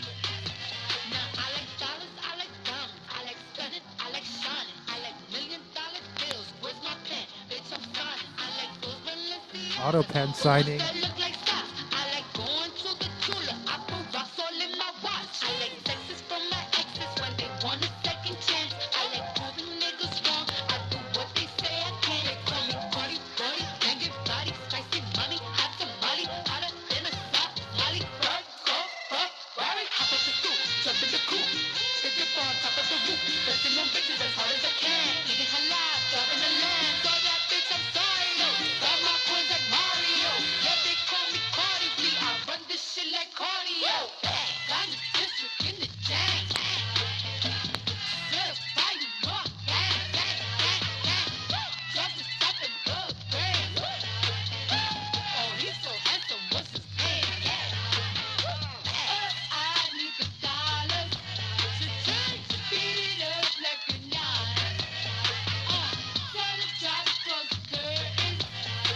And the first I had to at some point to be like, wait, is this appropriation? Because she is primarily identified as a black person. Cardi B is Dominican. Actually, her father is Dominican. So.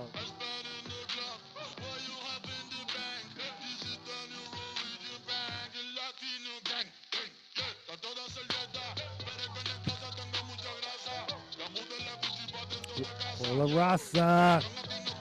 That's me being appropriated because I'm not. I don't even speak Spanish, but I know what that means.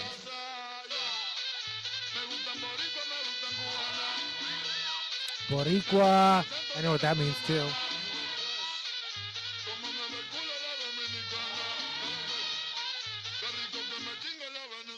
I know what that means too. Yeah. Okay. I don't speak Spanish, but I know all the slang and the slurs. Okay.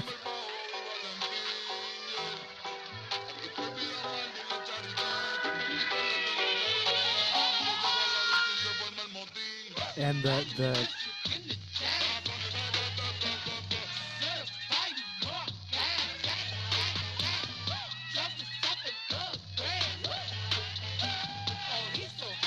yeah, I'm sorry, Nicki Minaj apparent friendship with JD Vance.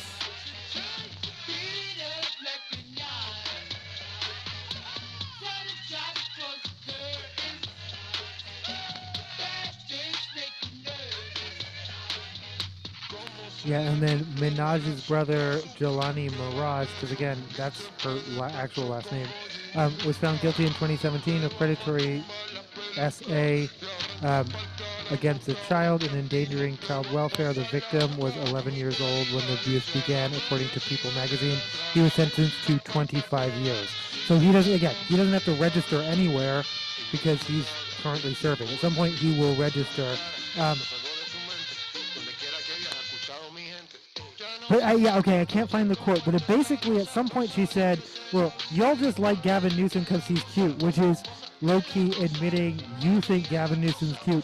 I don't think he's cute. Of course, I also don't like Gavin Newsom, so this isn't about that.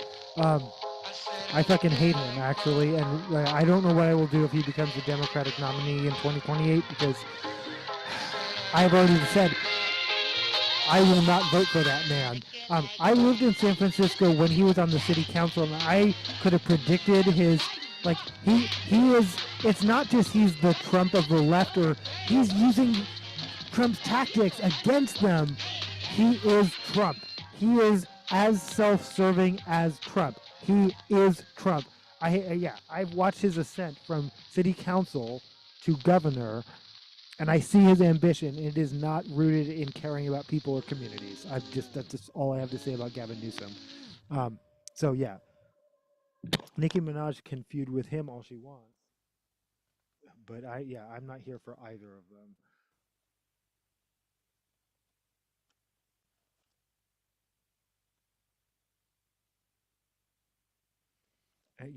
And I've already stated on record, I will not vote for Gavin Newsom or Pete Buttigieg for any national platform. No, yeah.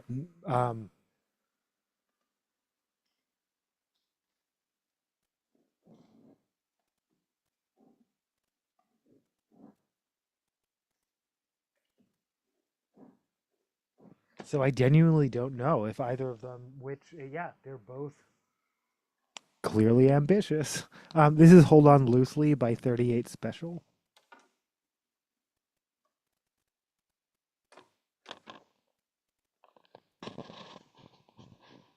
Possibly followed by Hit Me With Your Best Shot by Pat Benatar. We'll see.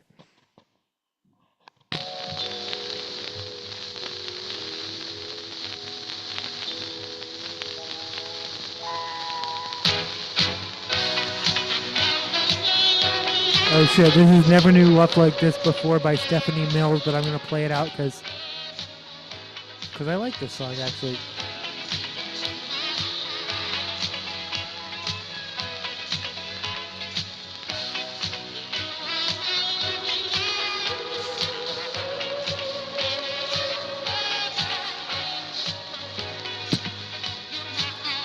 And again, Rain's, as always, the Rain National Sectional Assault Hotline is 1-800-656-HOPE, 1-800-656-HOPE.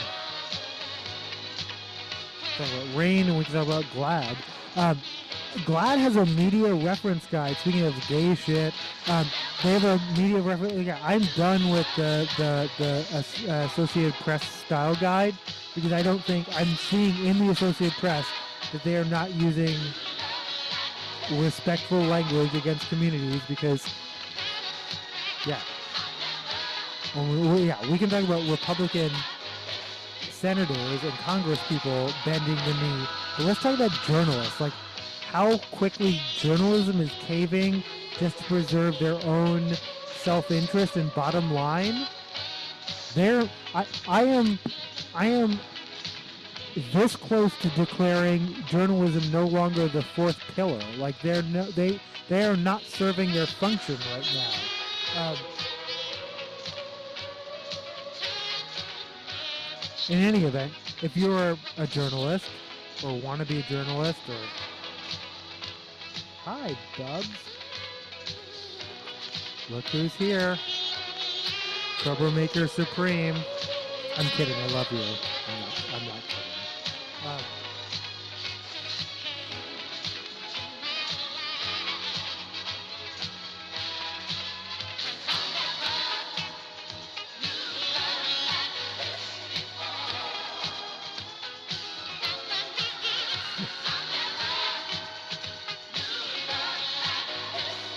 Karma turning up for this song is actually like the most.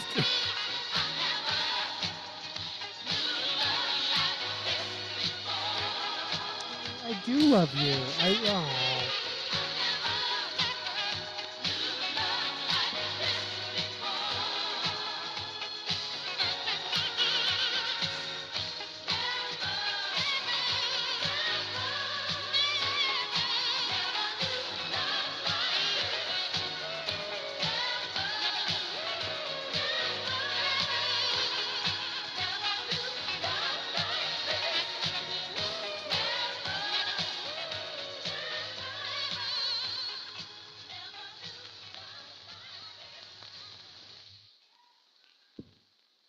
This is Hold On Loosely by 38 Special. That was Stephanie Mills with Never Knew Love Like This Before. Or whatever that song is called. Cat break.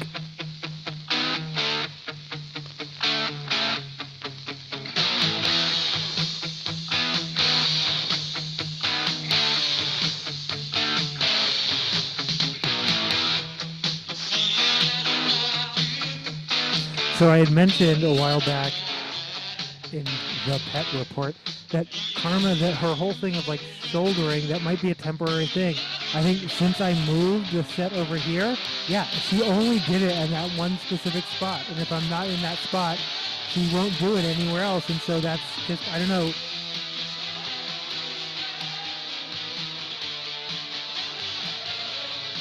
Yeah, anyway, cat break.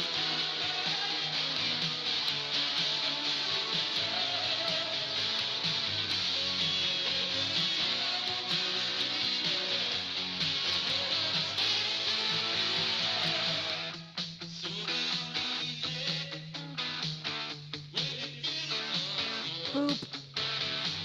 Boop that cat. Boop that cat. Don't.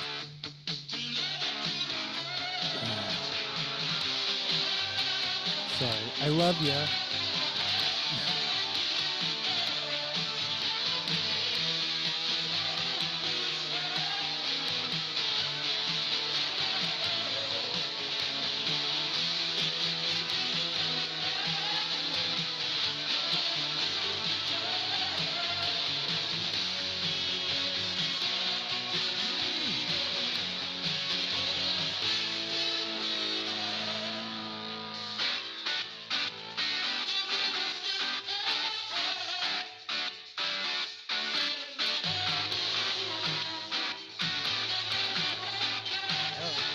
Okay. All right. Spoke too soon. She's thinking about it for sure. My shoulder's available. Cat hugs.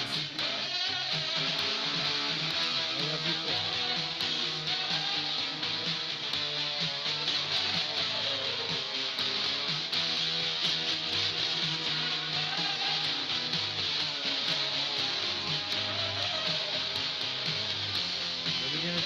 What are you gonna do? No? Yeah, no. Yeah, I don't know what it is. It has to be in the right space, in the right place. And she's mad at me. Like, it's like I've ruined it, but I'm like, it's... My shoulder is my shoulder anywhere in the apartment. And I will say apartment forever, no matter how long I live in a house. Prediction.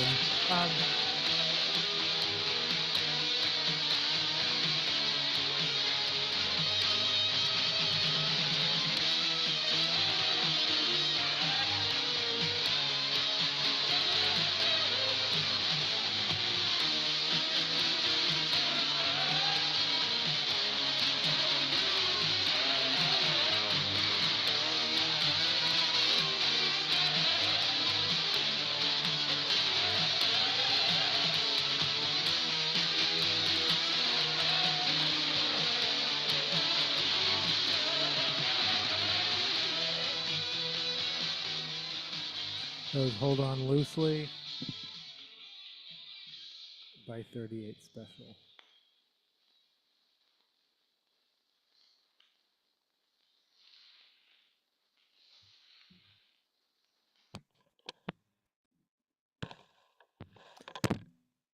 I have to save Hit Me With Your Best Shot for a future episode.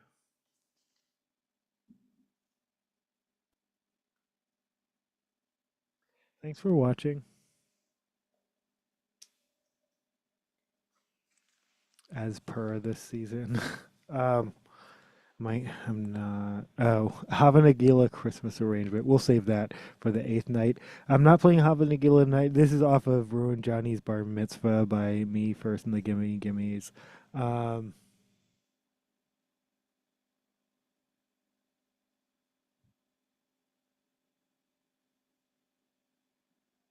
Oh, maybe it's not because I feel like I've played all of these recently.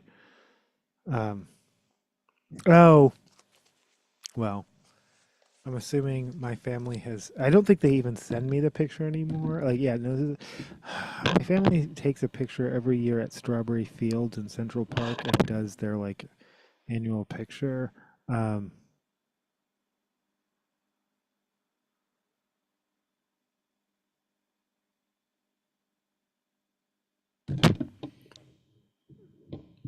But I feel like they actually stopped. Maybe they just stopped doing it. I don't know. Actually,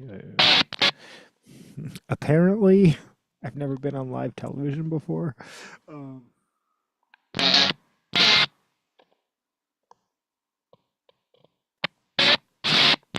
Thank you very much. I actually haven't been on live television. I was on the Phil Donahue show, but not for myself. I was in the audience. And this next song is written by one of the most overrated bands of all time. That's right. We took kind of crappy song and made it great. Like all the others.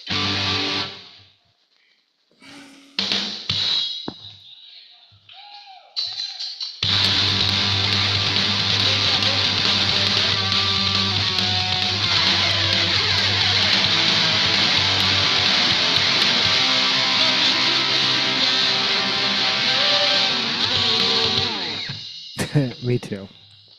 Did I mention we were doing a live version? So, did I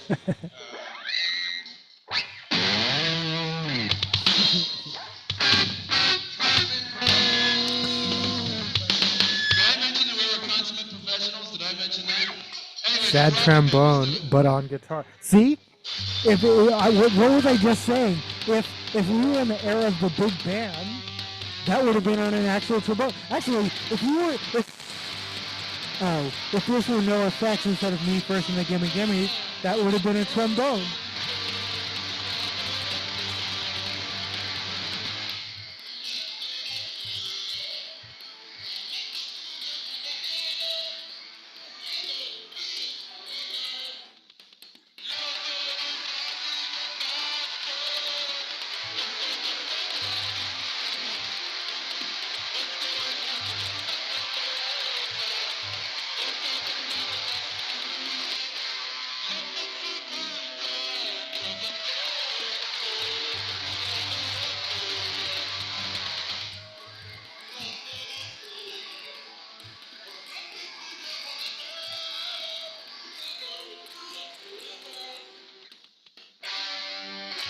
Florida City sets up rainbow bike racks after being forced to remove pride crossings.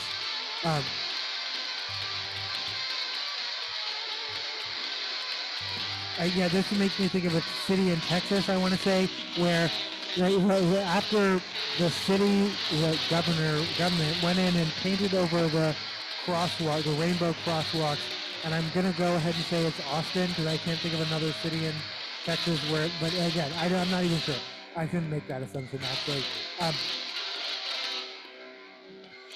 There are always pockets of resistance I'm surprised about, but anyway, city in Texas, the city painted over the rainbow or pride crosswalks, and the city responded by all the businesses put up like rainbow murals. They painted their fences, their doors, their like everywhere. Yeah, the actual physical sidewalk, everywhere they could put up rainbows.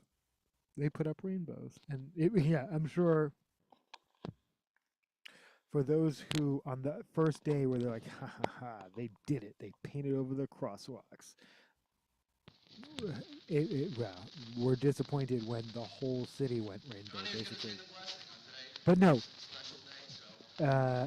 me thinking about like, where can I bring rainbow bike racks to this? Because there are tons of places where there are just bike racks, and I have tons of paint and 6, 7.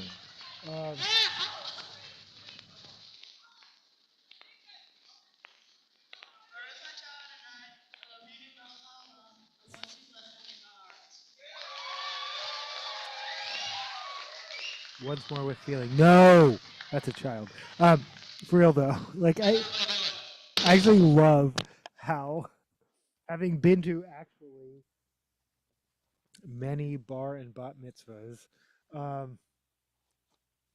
yeah, no, that was exactly how you rushed through that portion. Yeah,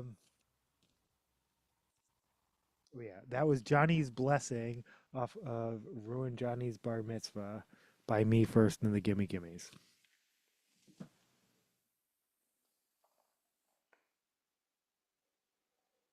This is I Am Very Far by Amanaz off of Africa.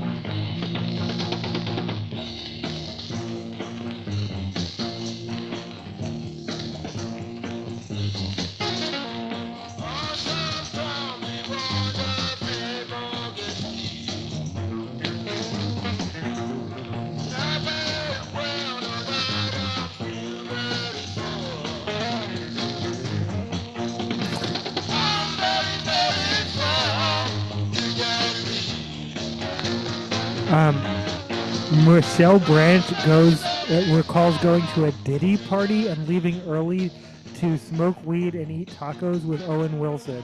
which sounds like a much better plan than going to a Diddy party. Also, who invited Michelle Branch to a Diddy party? I'm sorry, like I don't know if you know who Michelle Branch is. She's I don't want to say a minor celebrity, but she's not super world famous. But yeah, Michelle, but she's famous enough for people to like do a profile.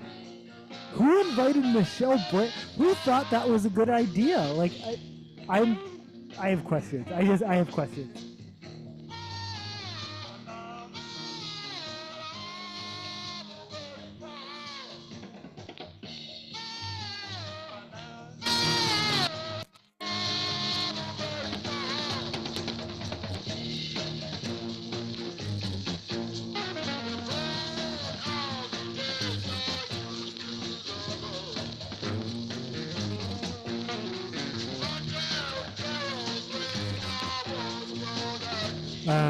Box office, Zootopia 2 returns to #1 as Ella McKay suffers one of the worst debuts ever in Disney with 2 million. Again, I was promoting it. It's the Albert Brooks, or no, I'm sorry, James. No, it's Albert. It's Albert Brooks.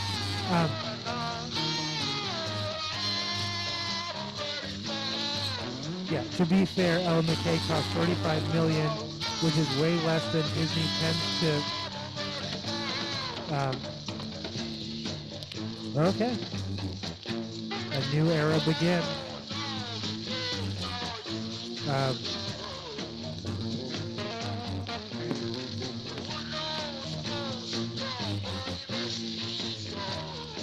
Yeah, most of the studio's movies, including franchise fare from Marvel and Avatar, Inside Out 2, Lilo and Stitch, typically carry budgets of $200 million.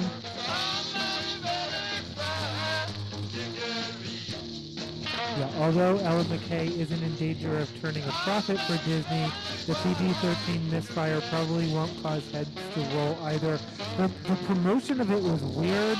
Julie Kavner coming across my feed being like, I'm Marge Simpson, and I'm in this movie. Like, she literally, like...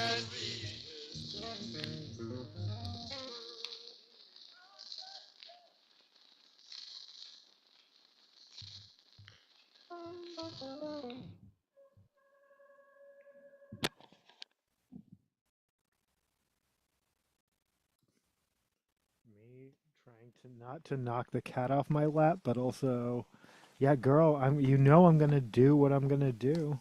The show must go on. Oh, but I realize you have less. She's purring though. Yeah, no. Whatever made you feel safe and secure up there previously, you have less of because you're in a different space. But I think we're good. Okay. This is Rich Girl.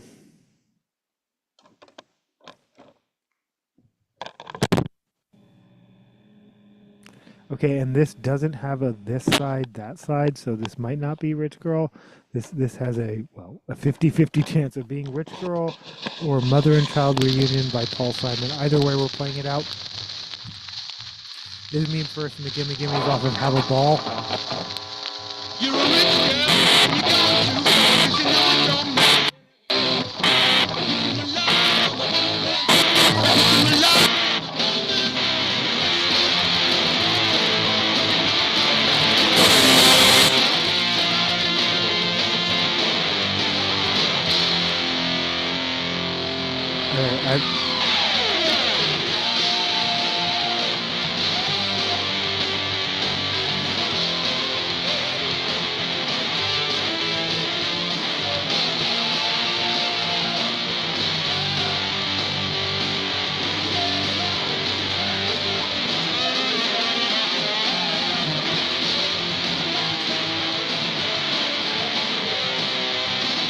Oh my God, the fact that Karma became a shoulder cat, which I never wanted, I always wanted a lap cat, and I got one. I always wanted a shoulder cat, and I got one. But the fact that I haven't played anything off of a street cat named Bob yet, Look up that whole saga. If you've never heard of a street cat named Bob, it's a British movie and a book and it's a whole saga. There's a sequel. The dude, after becoming famous, a consultant on a film about his life, appearing in the film, signing copies of his book as a cameo at the end of the film, ended up homeless again. And then the sequel is all about that. I almost feel like he relapsed just to make a sequel, but I'm not claiming that. Anyway.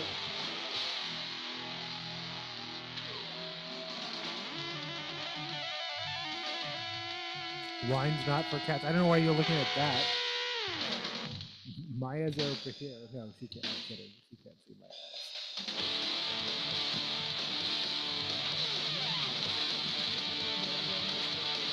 This is a boxer.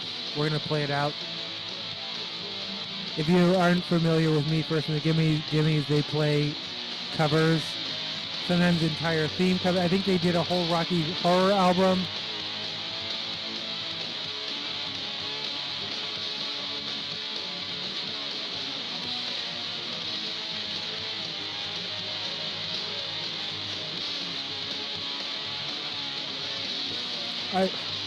For me personally, I don't know how other people feel about it. The mahogany cover is the most controversial, but it's not bad.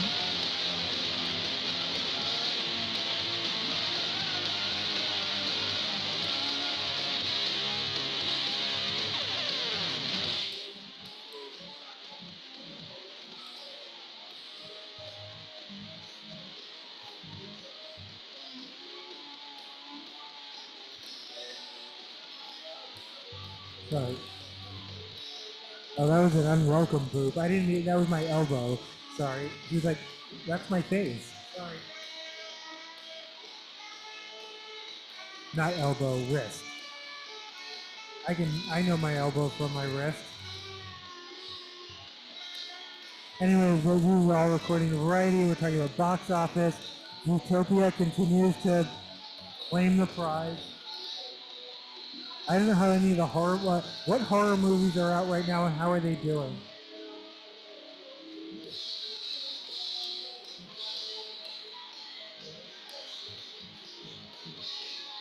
More cowbell.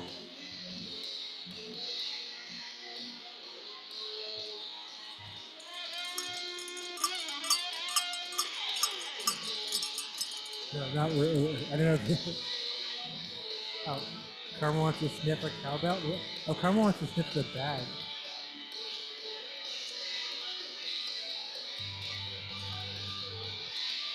My pets get into weird things.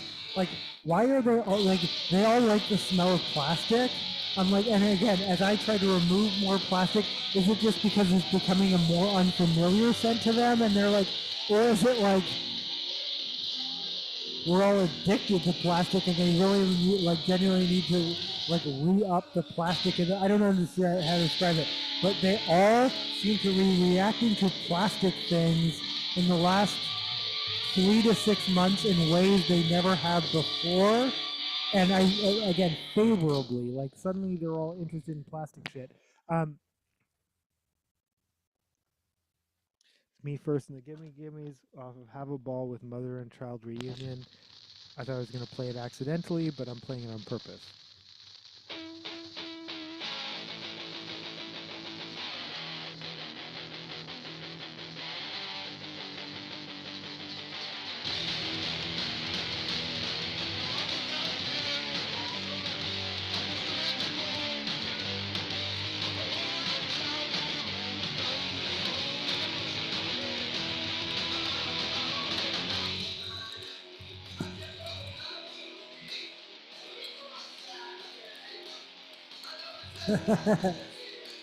Okay, well, no, me. What horror movies are out right now? Thank you, Hollywood Reporter. Paul Rudd, it's Rudd. It's not Paul Rudd, right? Who convinced me to pronounce it that way for like a decade? It's just Paul Rudd, like everyone, like you would assume. But maybe it's Paul Rudd. Again, names, pronunciations. says Ice Cube's approval of Anaconda is like being blessed by the Pope. Okay, that's okay. He's rap royalty, but he's also a fucking anti-Semitic 5%er. Like, fuck Ice Cube. Like, fuck Ice Cube. Fuck Snoop Dogg. Fuck Ice Cube. Like, there's a long list of rappers now that it's on my, well, fuck Nicki Minaj as we've discussed. That's on my list. Fuck Ice Cube at this point, but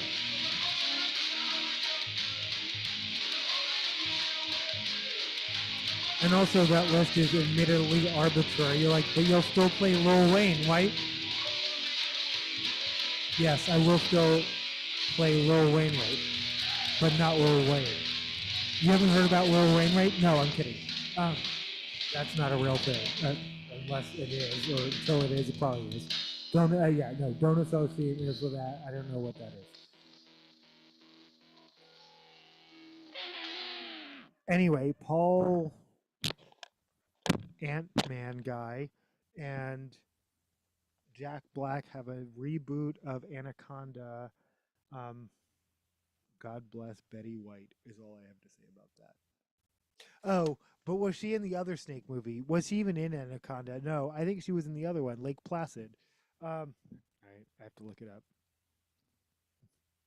I'm pretty sure this is how you do media literacy in the real world. No, I'm just saying words. Betty White Snake movie. Yeah, she was in Lake Placid, not Anaconda. Anyway, but still, a blessing from Ice Cube is great, but a blessing from Betty White would have been better. But well, there anyway.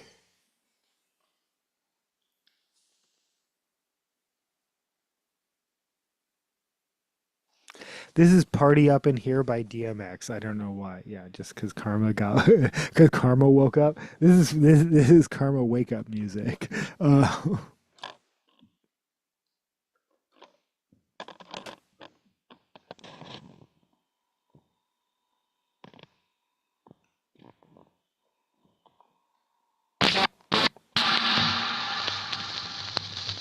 Off of the Ghostbusters soundtrack, which, if you look at like soundtracks and like, where is it? You can't find it.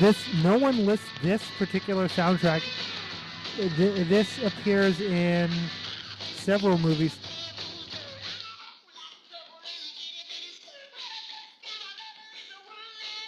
Right. This is clearly not DMX. I'm pretty sure this is Good Girls by Ellie King. Is that? All right. Karma, I'm sorry. I'm going to have to kick you out of my lap because I have to go to the bathroom.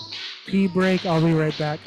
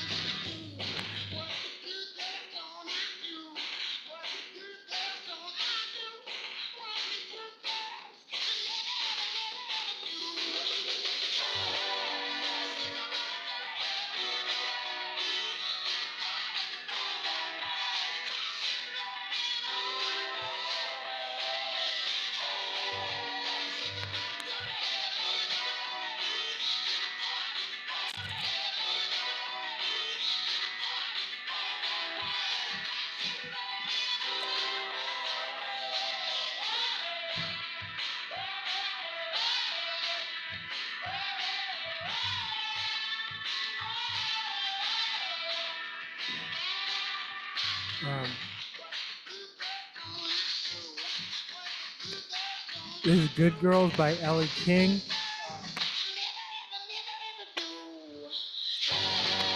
This is the only original Ellie King that I play, or that I own, that I know of. But I do. There is in one of the Pitch Perfect soundtracks, I want to say 3. There is a cover of X's and O's. Ellie King being the daughter of Rob Schneider. Rob Schneider being among a number of right-wing celebrities who slightly wormed their way back into my good graces by defending Rob Reiner. But still, nah, I'm not fucking with any of y'all. But yeah, Ellie King is not responsible for her father, so we will happily play Ellie King on this channel. That was Good Girls by Ellie King off of the Ghostbusters soundtrack. This movie is just called. It's been retroactively renamed something else. It's not just called Ghostbusters anymore on streaming. I've noticed. This is Party Up in Here by DMX.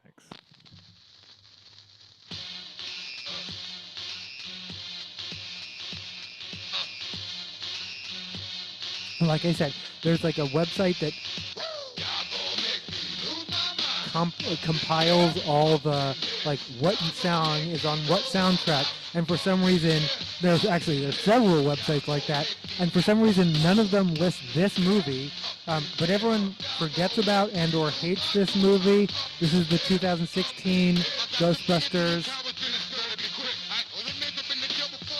aka Lady Ghostbusters, aka I spent so much time defending it and then I watched it. Yeah, the backlash against it started before the movie even came out. So it absolutely is part of that whole Gamergate, sexist, fandom,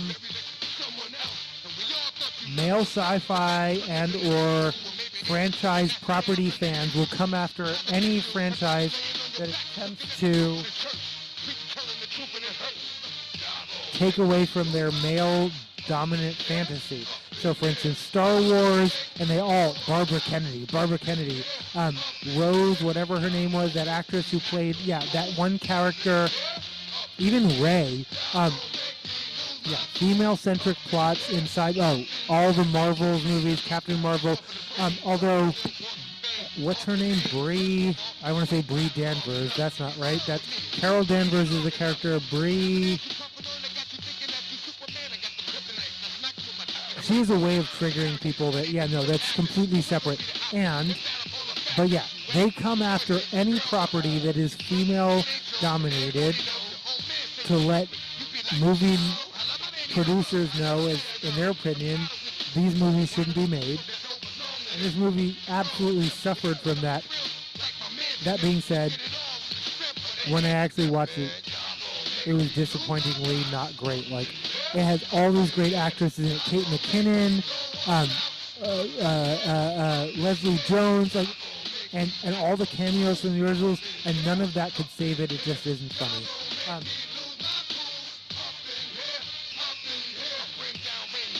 That was my annual rant about how I defended Ghostbusters for years, and it still just is a bad movie.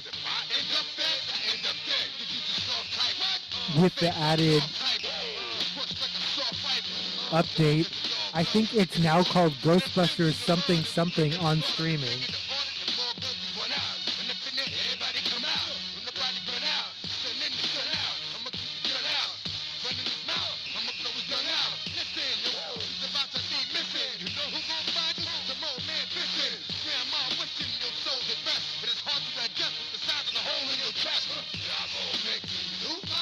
Oh, speaking of Ellie LeMay, Albert Brooks laments how comedy has been relegated to streaming. It's always been treated as second class. No, madcap comedies have and continue to make money at the box office, but a comedy, what happened was big budget animated sci-fi took over comedy. The Avengers movies are comedy. Guardians of the Galaxy really set the template, but then like I wasn't interested in most Marvel's movies until they incorporated the Guardians of the Galaxy, and then I went back and watched early Marvel's movies, and I thought, oh, I see, this is the template. They took over comedy. It's comedy, but with the visual effects. Like it's an alien making the jokes, and or the jokes are at an alien's expense, so you can make the same racist jokes you've always made because Hollywood's not going to get that new or creative.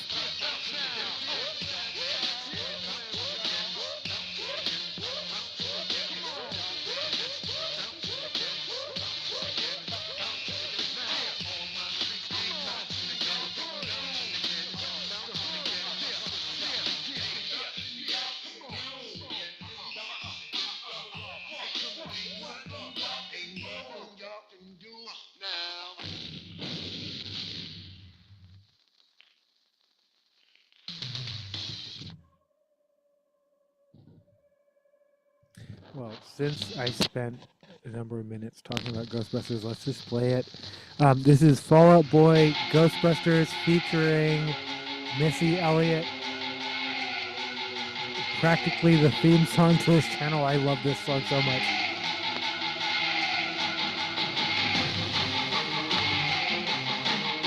We are in our soundtrack era. I'll be playing something off of the Hunger Games. I'm still, I actually, I haven't watched in a couple of nights. I don't know what's happening with the Hunger Games. Like it's going on whether I'm watching it or not. I'll let you know. I have no further updates on the Hunger Games.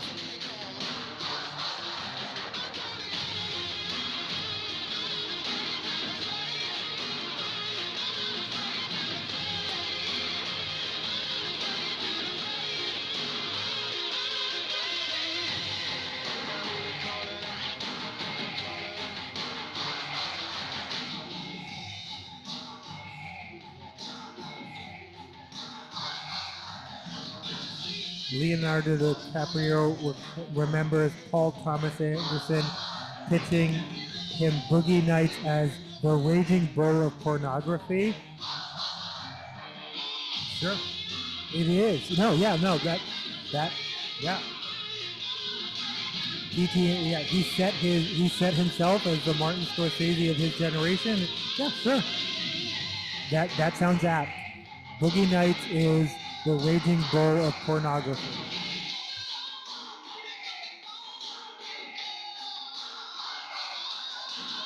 The weirdest thing, and actually, I can add context to this,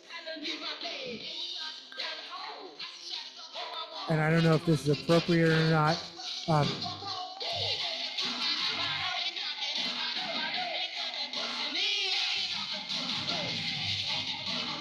There's a scene in Taxi Driver where Travis Bickle, the Robert De Niro character, takes Sybil Shepherd's character to a porno theater. And the weird part about it is, after the scene, she's not like, oh my God, I'm shocked, how dare you? She's just like, that was a little weird. That felt not right. But she didn't, it's a very specific moment in history. My parents, as a child, let me know they were going on a date to see a porno movie. And I was like, okay. And which, again, they ran in theaters. Like now, porn is very dead. Yeah, it's on your own little device, and you hide it in a secret file, or you don't consume it at all. Wink.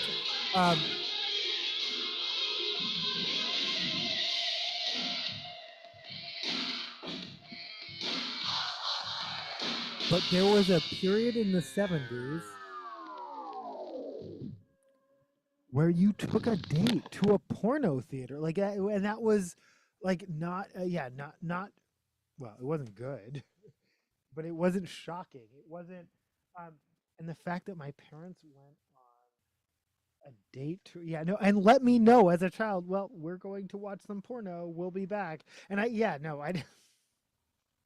It's so weird.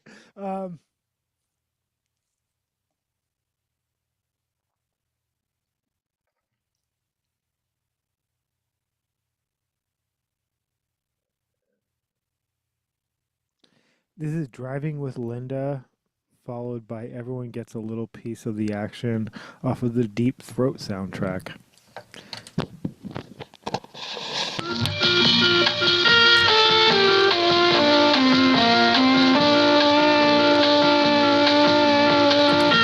And again, you can...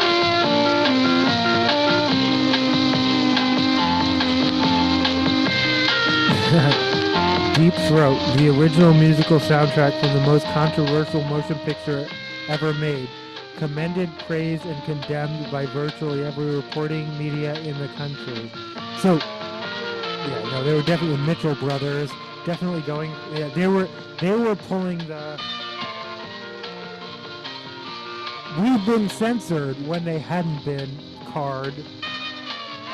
Yeah, originally given away at theaters as DT Music Productions circa 1972 to 74. In the early 70s, the United States government seized all film reels and master tapes for Deep Throat. Therefore, all of its musicians and writers are unknown. In the early 2004, a number of long-lost reels were discovered, giving fans a deeper glimpse into the legend of Deep Throat.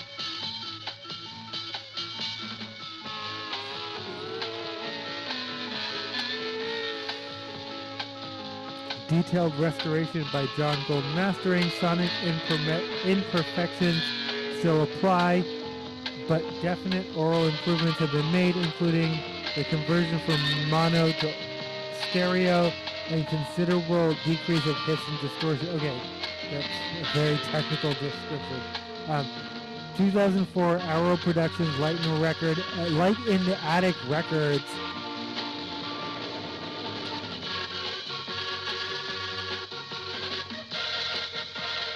And again, I'm not gonna, well, I actually am.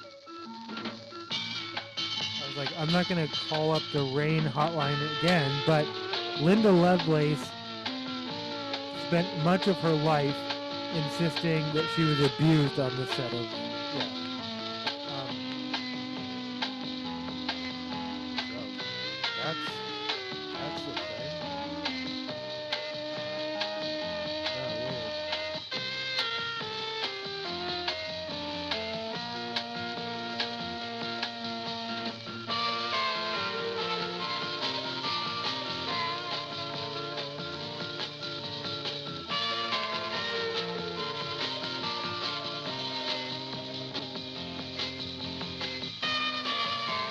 Okay, Riley Keough is not the mom of John Travolta's biological son.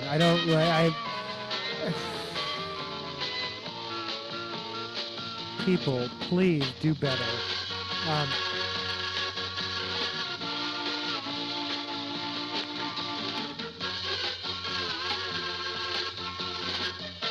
Well, we've already referenced Jimmy Kimmel several times. He joins the chorus of people who, yeah, Donald Trump's vile comments about Rob Reiner I don't, and again, this is a human being, day after day, being captured in real time with their real thoughts and opinions. How are you?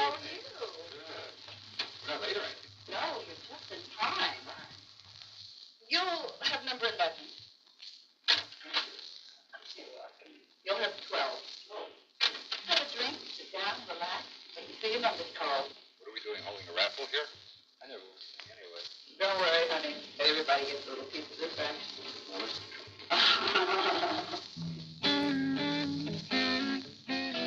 That was everybody gets a little piece. Is that listed as everyone gets? No, it is this action. Don't worry, honey. Everybody gets a little piece of this action.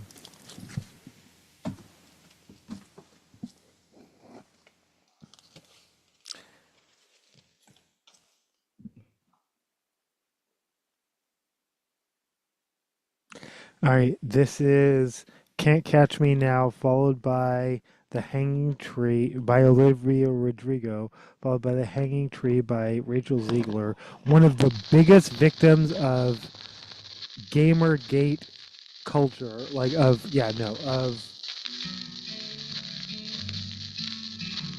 she's a woman. heading a movie. I don't like her. That makes me mad.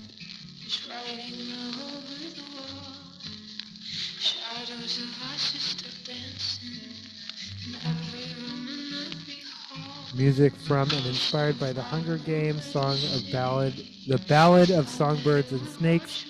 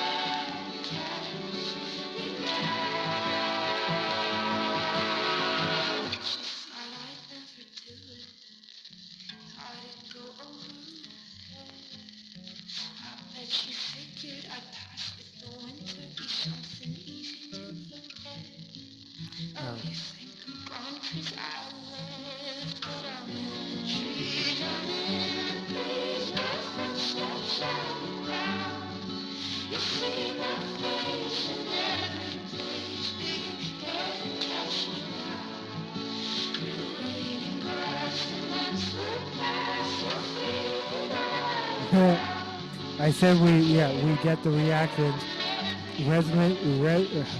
Representative Jasmine Crockett.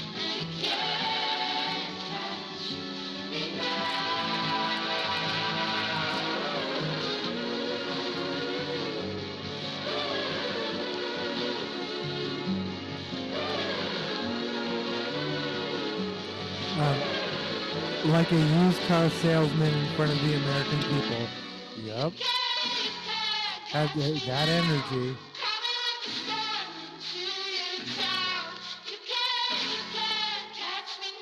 Holy shit! What am I scrolling through? Oh.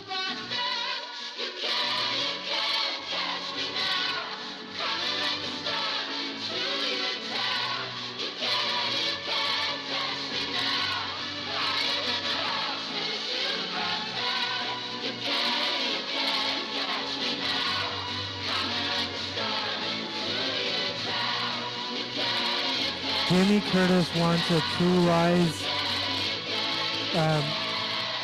sequel, but it's not going to happen.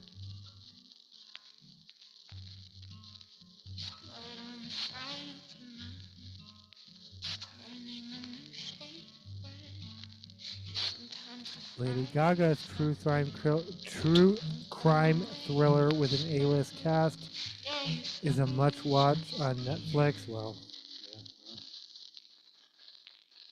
yeah. Holy shit! Who did the Telegraph? Disney's decade-long destruction of Star Wars is nearly complete. This is Hanging Tree, the Rachel Ziegler version, and again.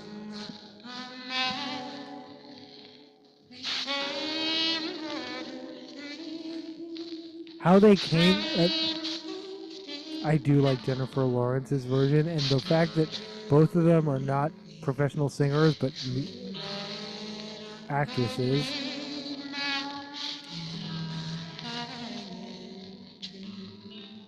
And the fact that she did all of these in situ, like she did all of these on set, like not, these are not studio recordings. Yeah, no, mad respect. But the Jennifer Lawrence version is still more emotionally impactful.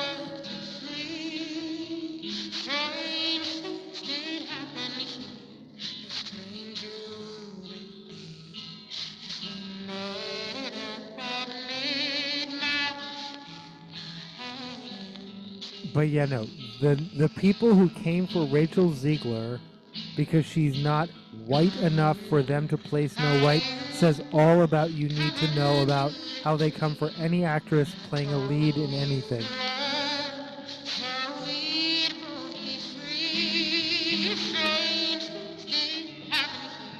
And again, her support of Palestine. how they just come for her over and over and over. Says it all.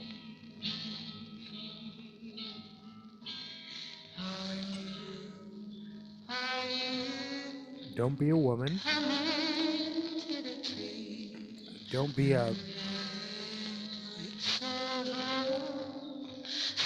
woman who has any ethnicity who can even be attached to you, because he's and don't have any opinions.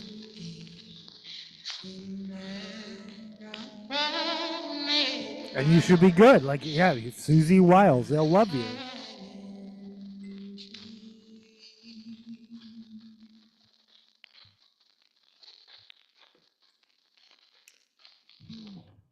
If, like Mrs., you're willing to push the agenda that women should stay home while you yourself have a master's degree, yeah, no, you're good. But if you're, yeah.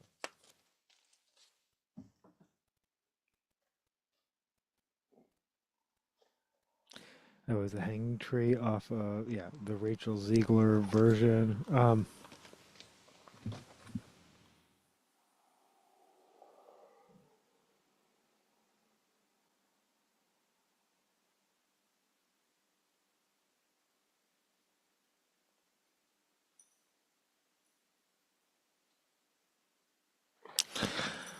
I think I think I've played other things off of this more recently, but let's find out. This is Sex and Candy by Marcy's Playground. Marcy Playground. You know it's an Ultimix. It's not actually Ultimix. This is all called This is off of a compilation called Rampage 11, but it's part of, like, you can tell it's like in the greater Ultimix family by virtue of the fact that, like, that beat.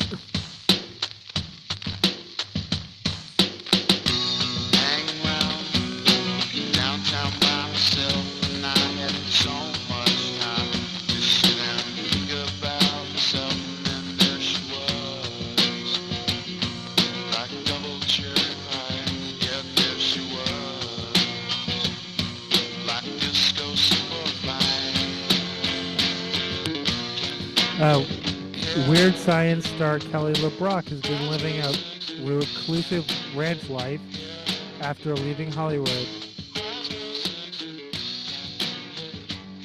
The 80s actress moved more than 20 years ago following her divorce from Steven Seagal. Okay.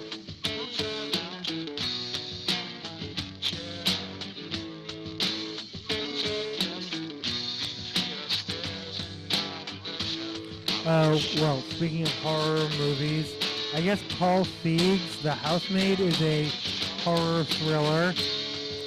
It stars Amanda Seyfried, who recently came out full-throated in support of, like, yeah, I said what I said about Mr. But it also stars Sydney Sweeney. We love Paul Feig, we love Amanda Seyfried, and they couldn't have predicted, but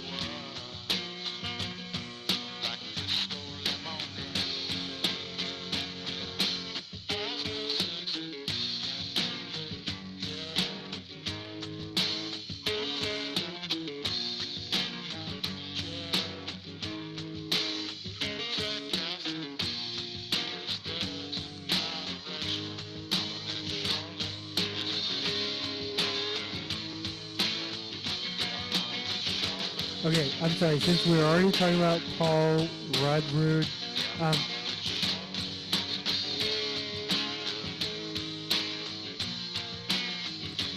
Paul Rudd recently gave what he called the most boring answer to a question about Avenger Doomsday and his return to the Marvel Cinematic Universe.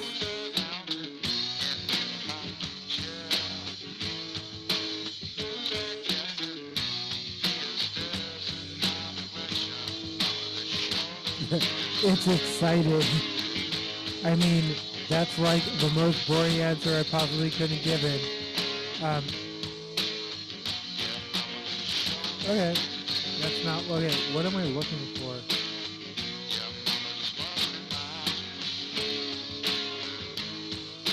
Billy Crystal witnessed horrific scene of crime at Rob Reiner's home following murders.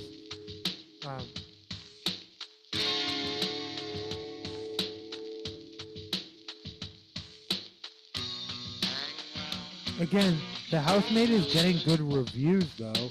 I'm not going to be watching it or supporting it or promoting it because it's Sydney, that one.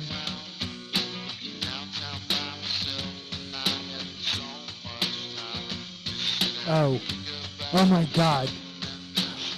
When you're in the era, Courtney Thorne-Smith, known for Melrose Place and Ally Beale, is fine.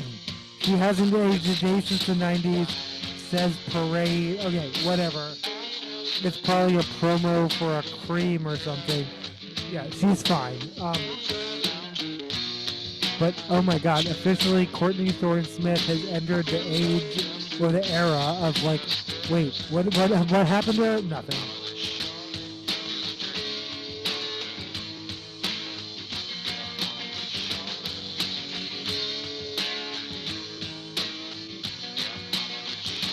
Oh, Rod Stewart 80 abruptly brings concert to a halt to scold unruly fans. Good. I don't know what happened. I'm not reading beyond the headline, but yeah, fuck unruly fans. They're ruining live events. That is quite an image. Supergirl will fix a decades-old super problem. I'm clicking on it. But okay. I can't even, okay. Giant freaking robot is the source, so that's always a...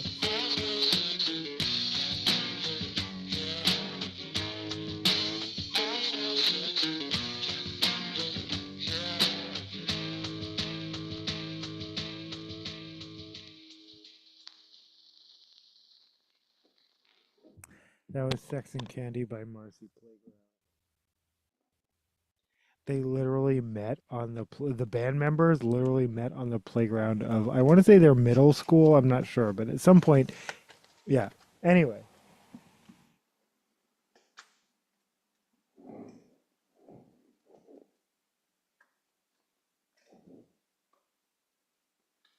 Yeah, that band name is alliterative, not figurative. What are we talking? Okay, well.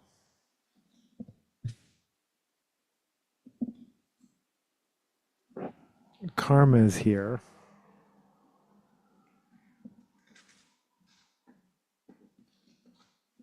All right. Pulling something. Oh, okay. I don't think I've even played anything off of this yet. Okay. Pulling something from the Christmas pile, and this is, you see it's like red and green splatter.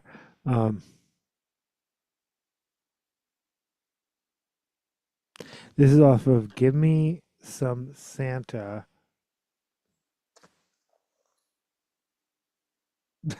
Fuck. Okay, well, me. I love animals. This is by Puff Tube. It is called Less. No. Yeah.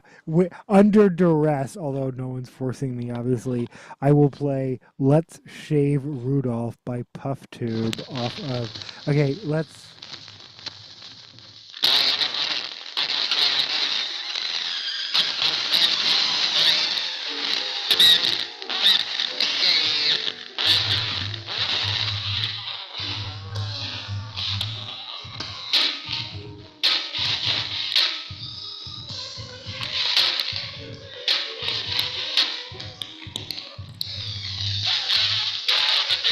I had no idea what it was going to be, but it is exactly what I hoped it would be. Yes.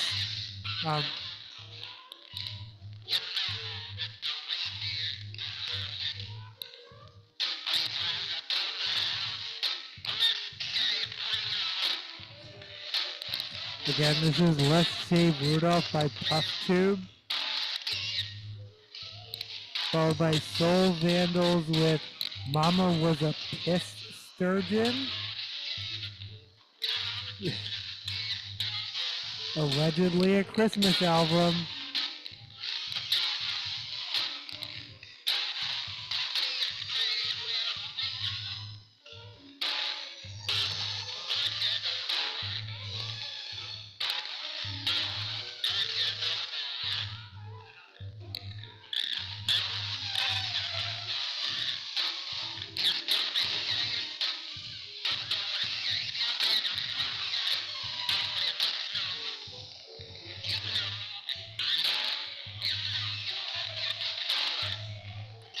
People magazine, Amy Schumer and her husband, Chris Fisher, divorcing after 7 years.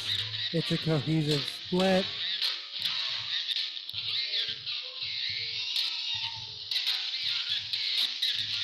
Son Gene welcomed in 2019.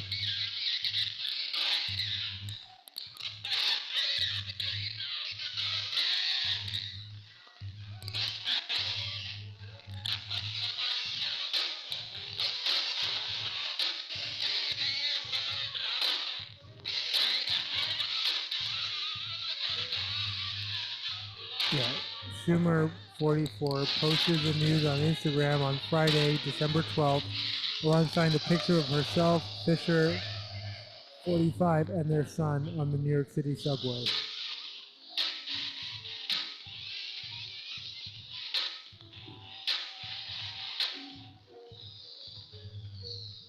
Right, I guess you have to sign in to see that picture, or this link or photo may have been broken, or the post may have been removed.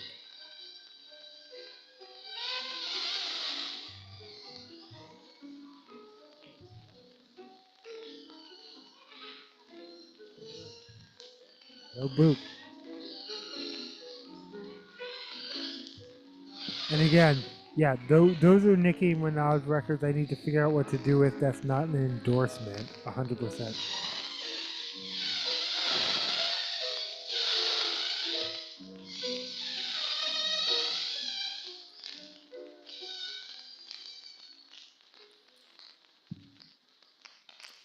This is Soul Vandals with Mama Was a Piss Surgeon.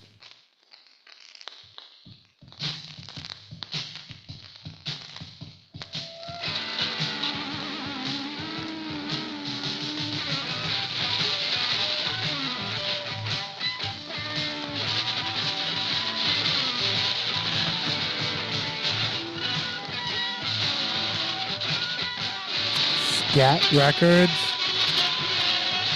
number 733 of 800.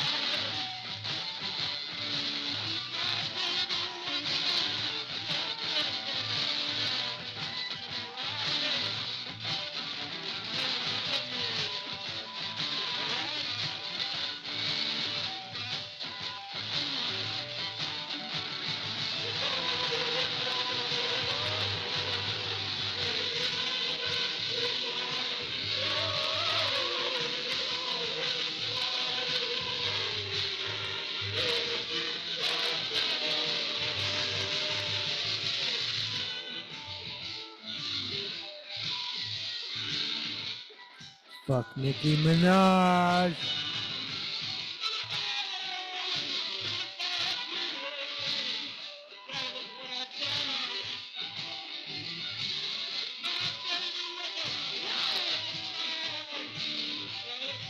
A week prior, the Trainwreck actress wrote a message on her Instagram stories alongside a picture of New York City and praising Hulu's divorce lawyer series All's Fair. And Chris and I are still married, she added as a caption.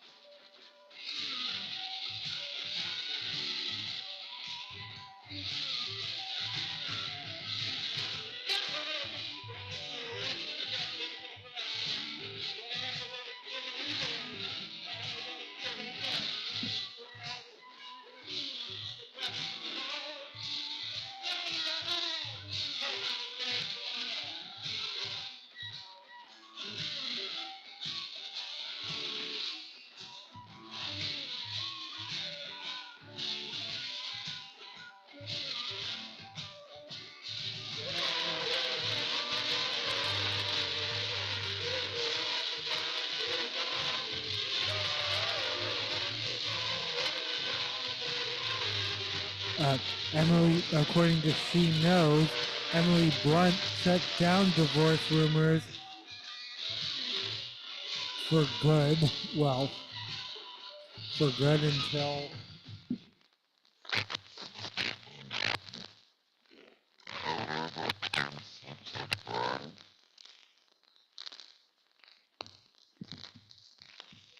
Me too.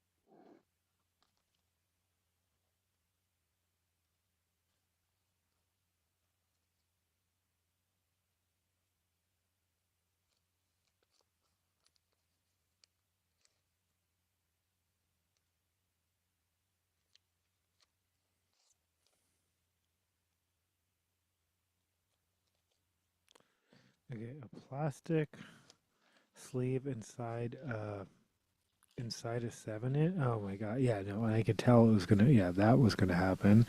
A plastic sleeve inside a 7 inch is wild. Okay, I'm just gonna have to pull that out and then put it. Okay, there's more than one way.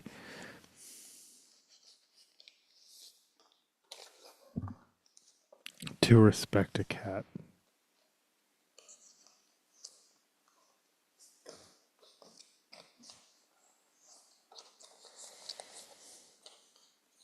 Like, wait, why are you doing that to cats? That's weird. That's like, yeah, no, that's a phrase. Speaking of, I've been talking phrases that, yeah, that lose their context, all the penny phrases that will lose context. But um, more than one way to blank a cat. Why would you do that to a cat? Like, like, what do we? Even in my era, like the 70s, 80s, 90s, like, did we question that enough? Like, this is fear. Again, green and red spottle vinyl. This is Fear by Chastity Belt.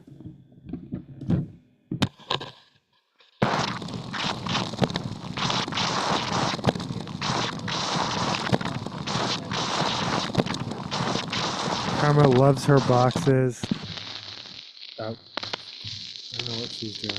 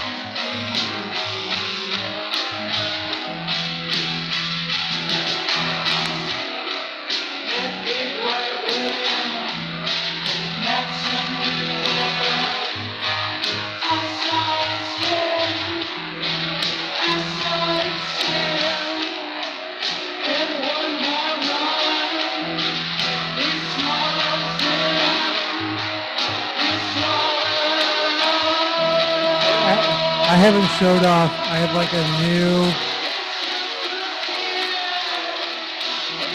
cart where I store. Yeah, okay.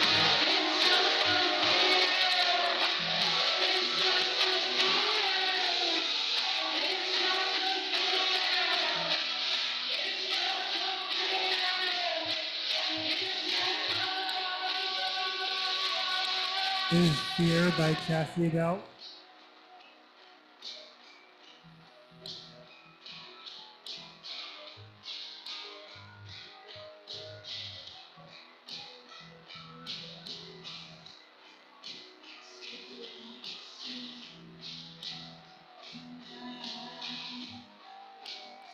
Oh, Jason Ritter reflects on her childhood anger at Father John Ritter.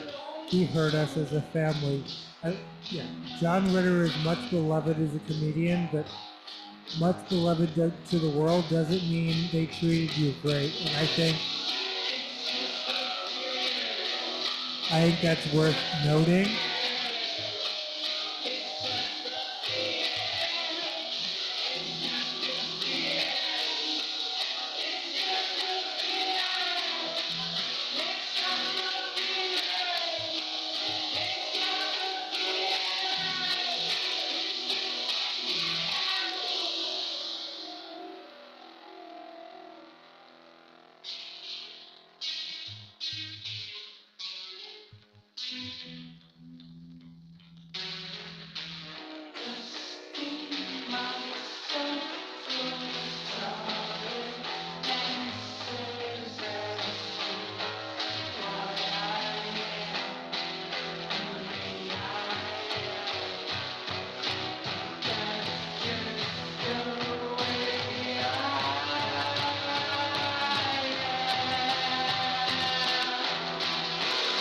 According to Variety, Frankie Muniz says Malcolm in the Middle reboot was first time he was happy to call myself an actor and one of the best times he had on set. The pictures are awesome.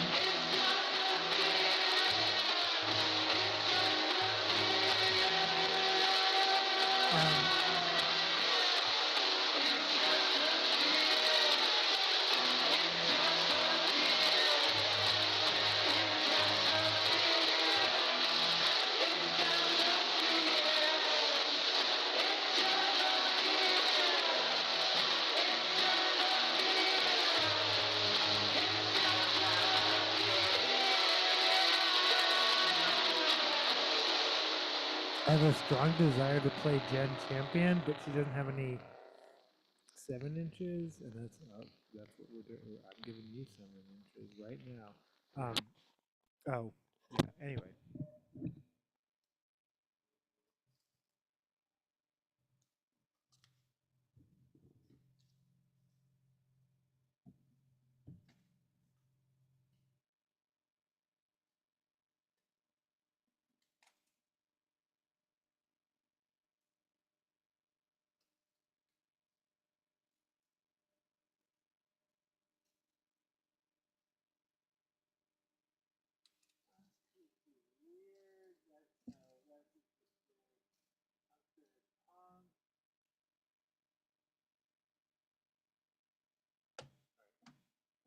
I don't know why standing up made me have to pee, but I'll be right back.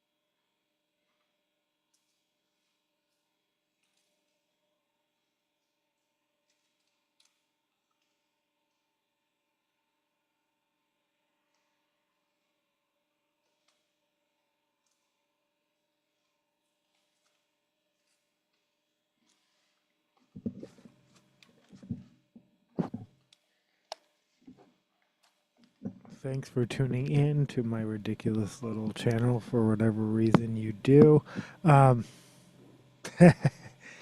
This is, I said I was felt compelled to play Gen Champions, and I will. This is well played. I think. We'll find out.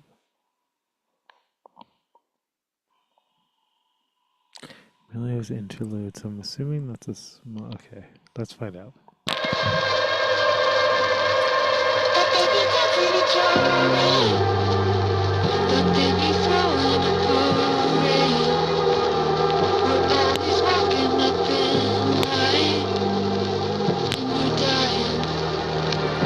Gen Champion off of The Last Night of Sadness, aka S, aka aka Jen Ghetto.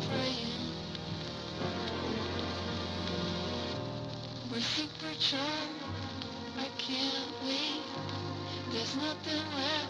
We dig our own graves. I'm fucking scared. Because I'm on the wrong side. This is Graves. I'll race you there.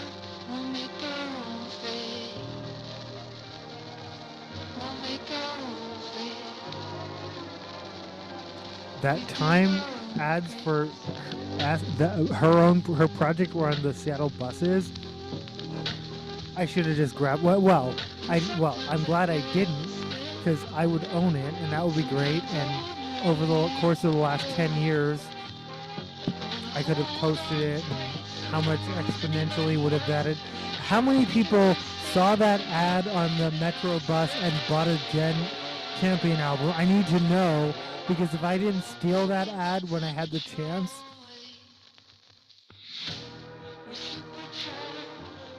I'm glad I didn't, because that would have been the wrong choice. Make good choices. Be gay, do chores.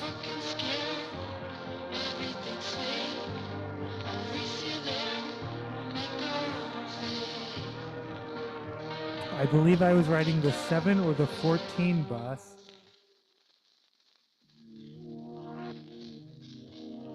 I'm not even sure what this is, but we're playing it out.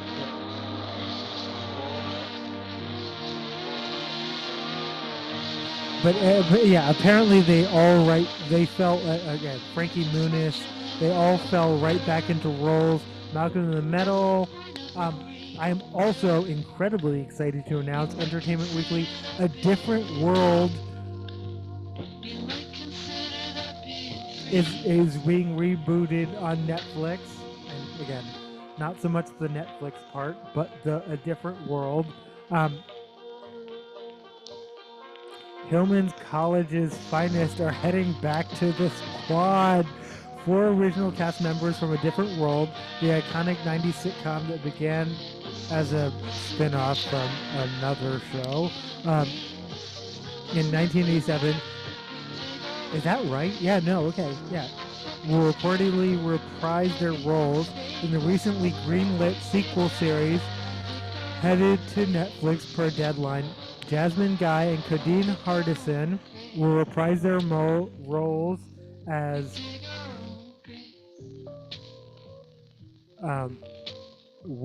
respectively Whitney Gilbert and Dwayne Wayne.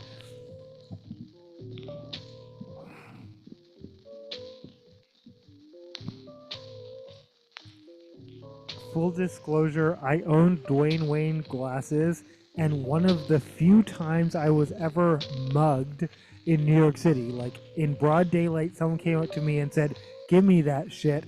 It was for my glasses, and it was like 12-year-old, and I was like 11, and I was like, "Yeah, but I'm no," and I was like, "No," and yeah, no. Also, don't ever just give them shit. Like, your property is not worth in your life. This actually came up recently. What? Someone? Either way, I was just like, no, and long story short, they did not get those glasses. In any event, this outside of the same that was like the most dangerous neighborhood. That's so weird, because it wasn't. This is like York Avenue, and like, yeah, that was a dangerous neighborhood. Outside a comic book store, someone tried to steal my bike, but I could see that, like, I caught anyway. Am I playing this out?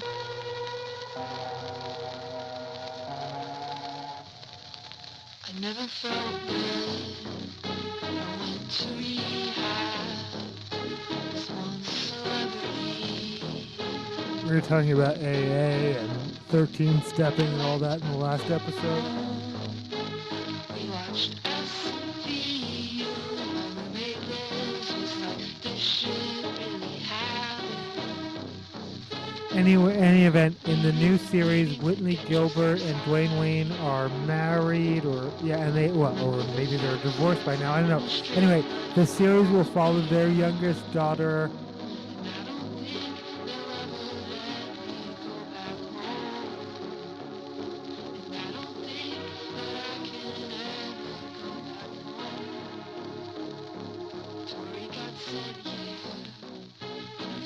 Yeah, Whitney Gilbert, Dwayne Wayne, Freddie Brooks, and Ron Johnson. I'm sorry, if I didn't say Cree Summer and Daryl M. Bell are returning as well. Recurring basis through a 10 half-hour episodes for showrunner and executive producer Felicia Pride. She was high at the table, took her aside, from back, there's nowhere to hide. I don't think they're gonna I don't have my pretty reckless handy, but yeah, BuzzFeed former child star Taylor Momsen said that Jim Carrey freaked out and stopped production after she almost got injured when shooting a stunt for The Grinch. what kind of life is this? Um, Lost my shoe privilege. and according to Variety, Jim Carrey, I don't know, is Grinch, is there, I guess, it must be an anniversary year for the Grinch movie. Jim Carrey offered to return $20 million in Grinch pay. Hi. Hi, Boo. Jump up.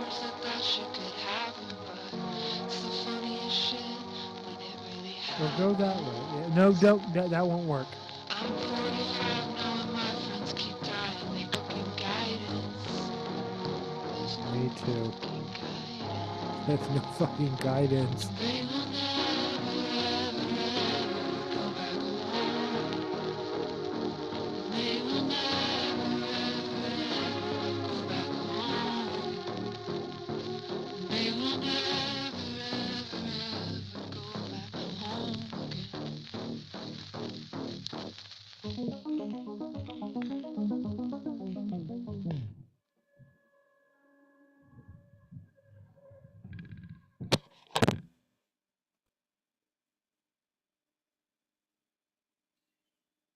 That was Jen Champion off of The Last Night of Sadness. I'm not exactly sure what songs we played because that gets confusing sometimes.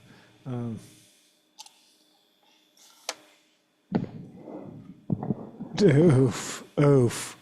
Oh, wow. Okay.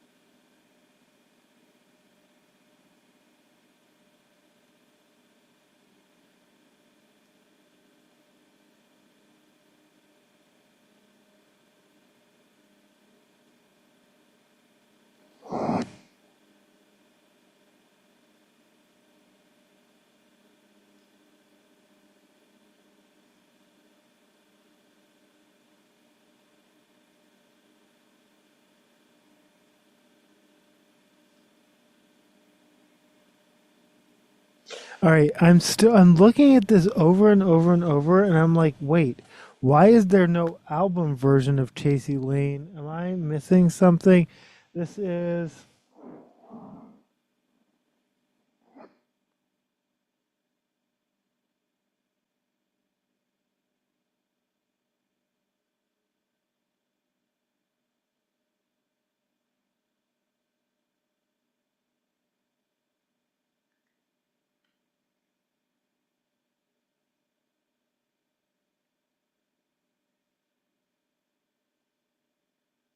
okay. This is the Ballad of Chasey Lane. Okay, there is an album version of this. And I apologize in advance. This is a Bloodhound Gang off of Hooray for Boobies with the Ballad of Chasey Lane. Yummy down on this throbbing pull of hot man chicken. And No. feel free to wiggle dunk those purple bulldog cheeks.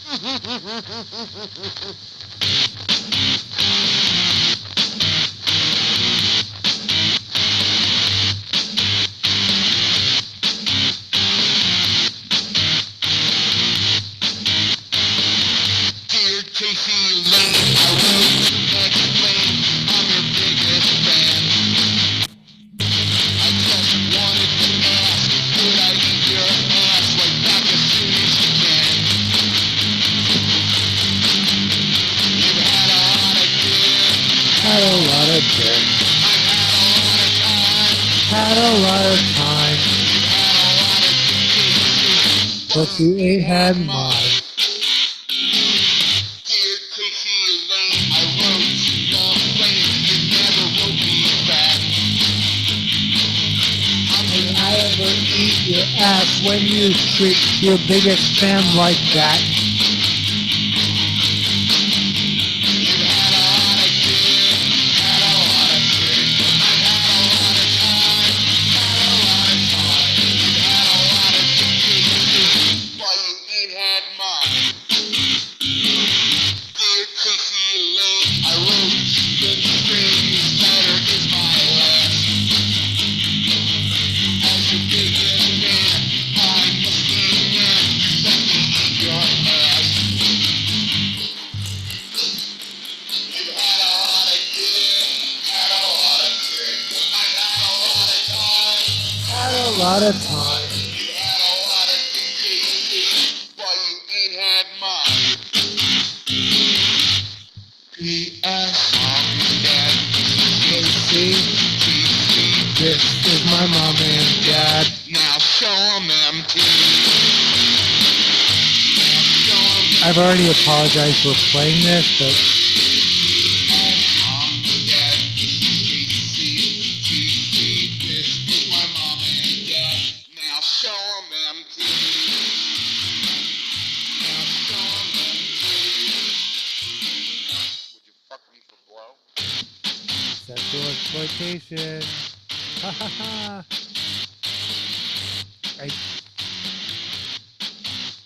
I now own this song because I now own Hooray for Boobies by the Fallout Boys. Creepy. Yeah, me too. That was actually, rather slurp rancid tuna salad out of my own hand, or scour my boobies off with a rusty SMS pad, or hump a piece of splintered balsa wood. that was the actual Chasey Lane on that. This is limited edition 25th anniversary splatter vinyl. Oh, wait.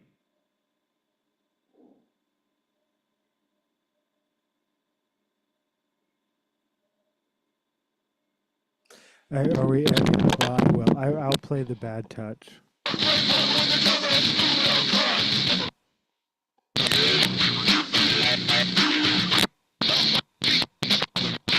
Me too.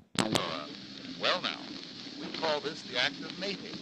But there are several other very important differences between human beings and animals that you should know about. Yeah, me too.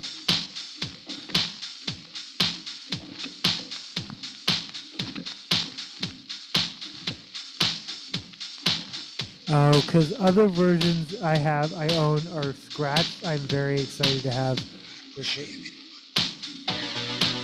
I really like this song.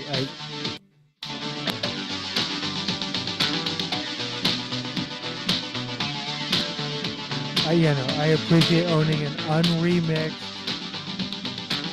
unscratched, as far as I know.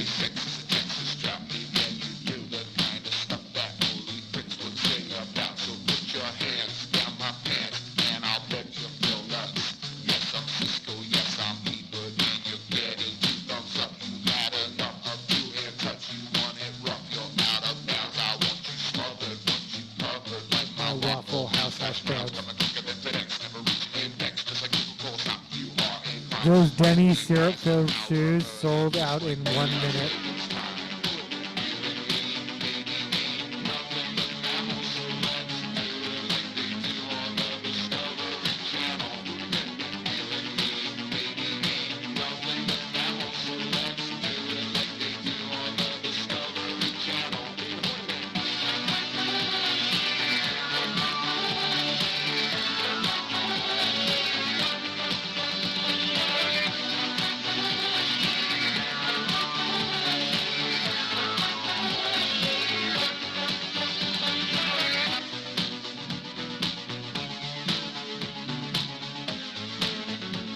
Bye, Kanzi.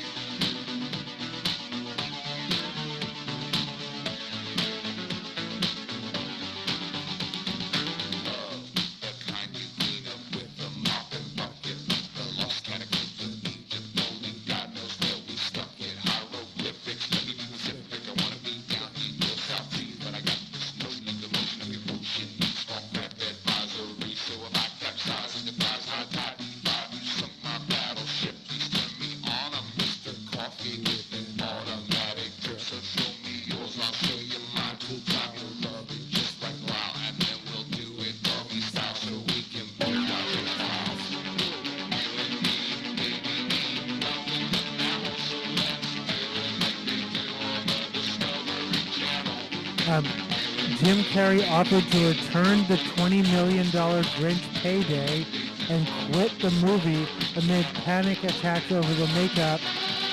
A man who trained who trained military to endure torture was hired to help.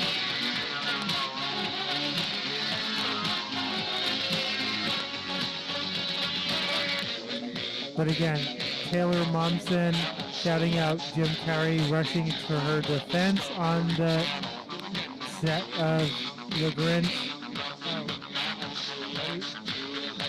I'm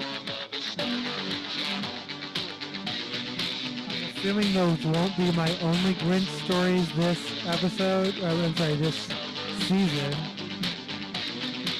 But we'll play something off of this.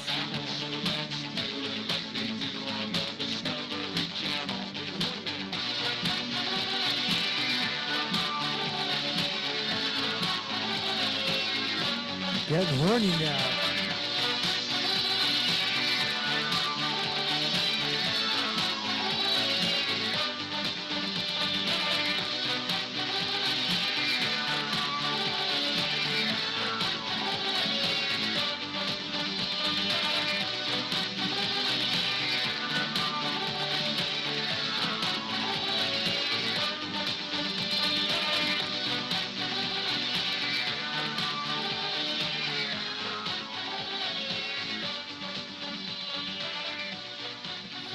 Love the kind you clean up with a mop and bucket.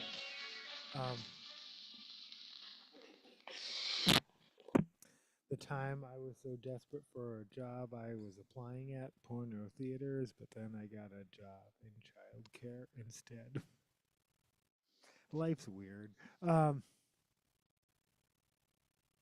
Hooray for Boobies by the Bloodhound Gang. This is the Misfits with You're a Mean One, Mr. Grinch off of Horror Xmas. Yeah, again, red and green split. Actually, this is a red and green and black split. Oh no, that's just my hand. No, it's just red and green. That's just that's just my hand / the lighting. I was like, wait, is it a tricolor? No, it's not.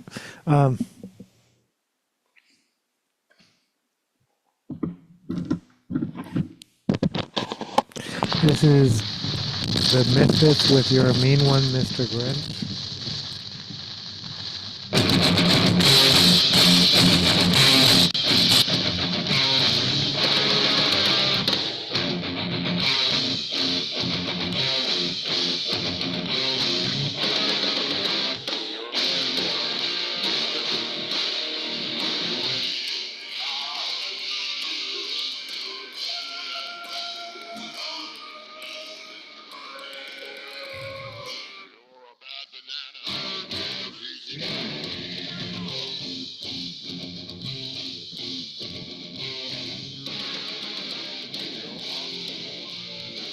uh, 13 times celebrities allegedly faked a romance to promote a movie. And again, people are accusing Pamela Anderson and Liam Neeson that was a fake romance.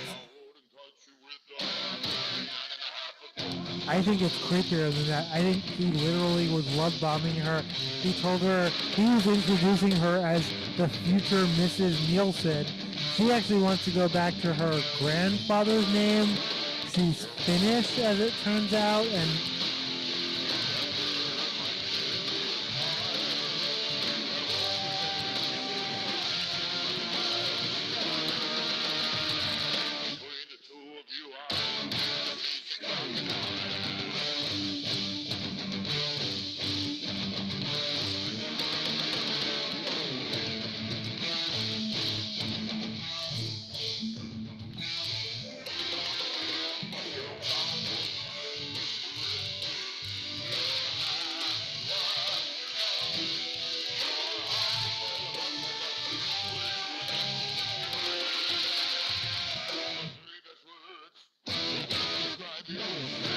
stink, stank, stunk.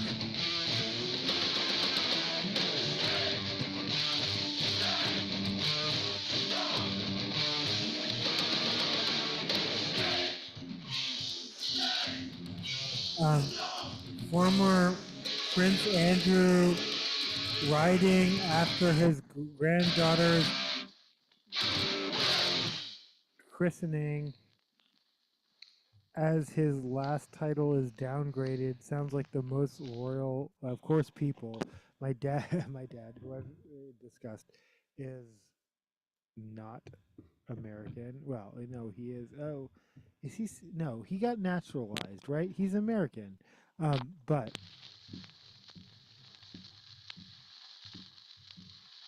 was born and raised in Scotland. Was born in Scotland, raised in England, British. Left there in 1960 and hadn't turned back except to visit sometimes. Um,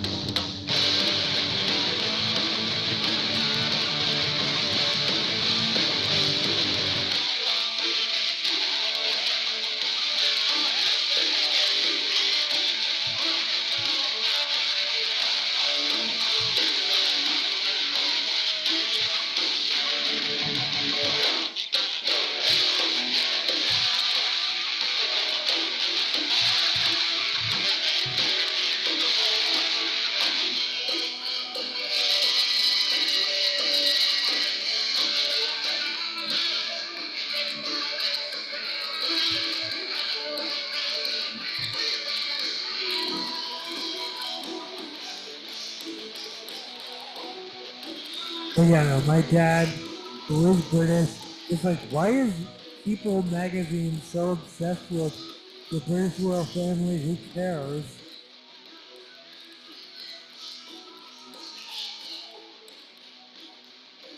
But obviously, Prince Andrew ties in with the Epstein files and all that. But yeah, to not reference the Epstein files in the headlines, but just to post, well, now it's former, he's not even Prince. Former Prince Andrew goes horseback riding after granddaughter's christening as his last title is degraded is like the most royal family headline in 2025.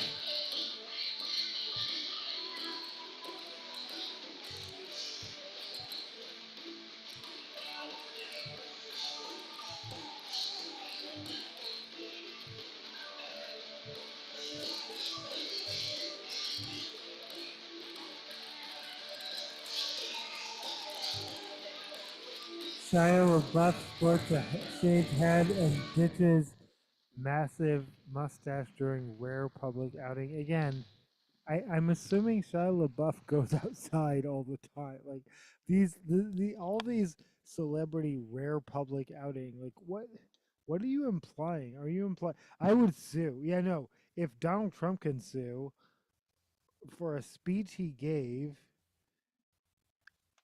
and people accurately what no, what is yeah, what are you apologizing for? anytime any politician speaks, you now have to publish the whole speech or you're misleading. What are you apologizing for, BBC? Like, fuck the big black cock. Wait, I'm sorry. Who? What?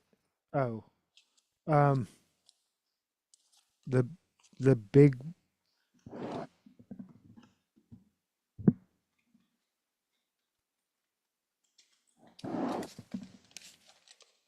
This is the interesting version, but yeah, no, okay. The maximum rotation on this channel right now. By the way, Glenn Miller plays songs that made the hit parade. Oh, guys like me, we had it made. Those were the days. Didn't need no welfare state. Everybody pulled his weight. GRO was sour and great. Those were the days. And you knew where you were. Girls were girls and men were men. Mystery could use a man like Frankie Cooper again. People seem to be content. $50 paid the rent. Freaks were in a circus tent. Those were the days. Take a little Sunday spin. Gotta watch the Dodgers win.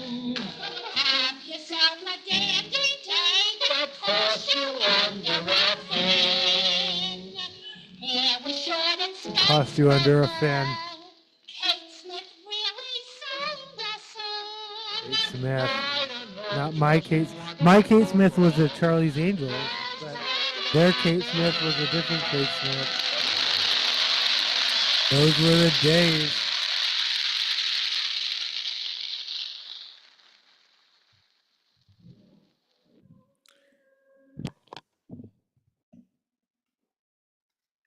I disagree. I don't think we could use a man like Herbert Hoover again, but you know, it's all about perspective.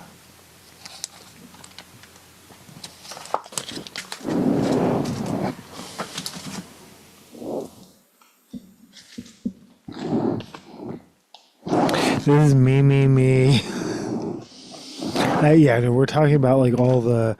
Well, we talk about YouTube. I'm sorry, we talk about Spotify Wrapped and how people feel attacked because like they're like your listening age is, and it's for many people like if you've ever listened to Fleetwood Mac, I felt attacked by YouTube's like year-end review from me, and I didn't ask for it, but yeah, it just popped up.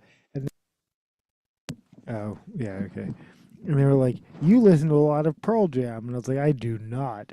It was Yellow Ledbetter. I do listen to that song a lot, but also, this was my number one on YouTube this year. Like, this is what, and also, oh, they're also like, "You listen to a lot of your own music." I'm like, "I do not," but every time I sign in, you take me to, and I go to my own channel, before I can even click on the little cross, it auto plays me to me. So it looks like I'm playing I don't play my own music, but if at some future point, yeah.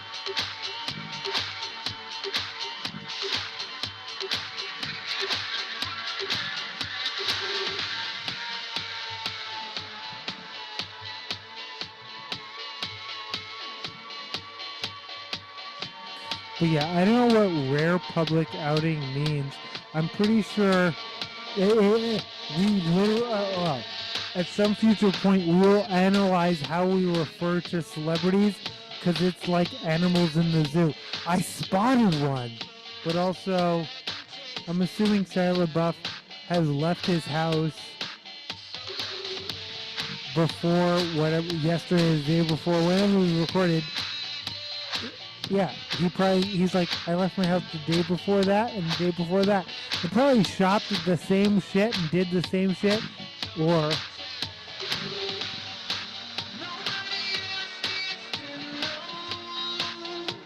I don't know what we're listening to, but this is 100% not me.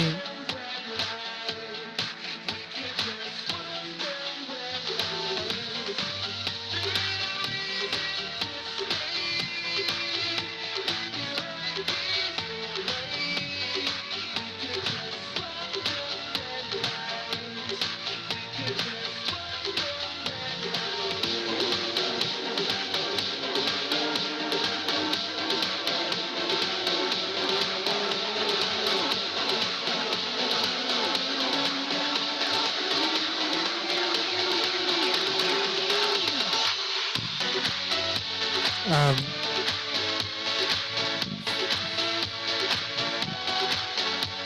yeah, Howard USA Today. Howard Stern reveals the future of his Sirius XM show. He has signed an extended contract, and as a reminder, every time you're like, why do I hear bullshit, disgusting, hateful Megyn Kelly, bad hot takes on shit? Because Sirius XM platforms her. That's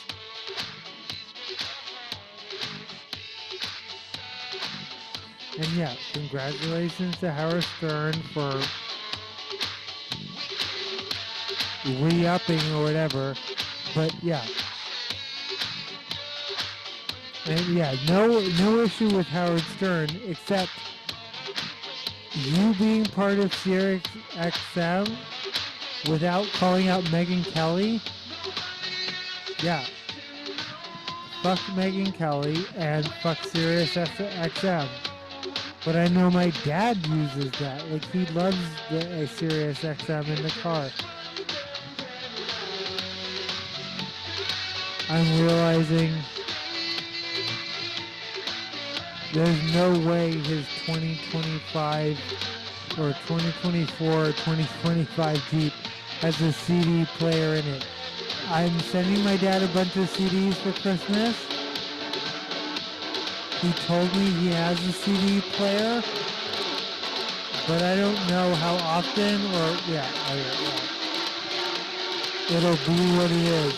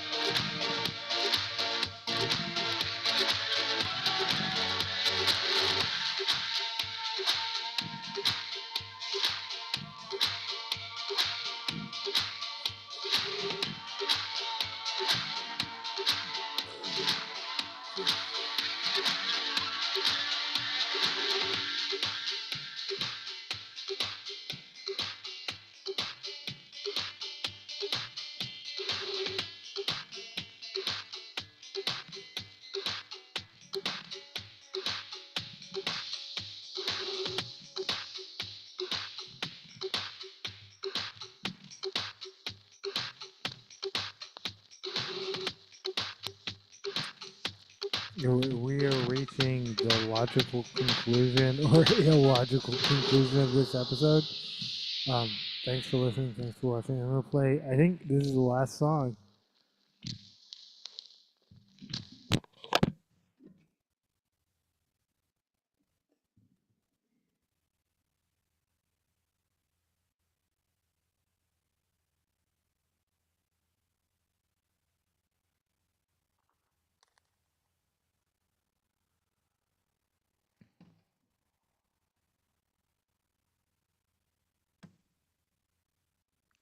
Maybe. Okay.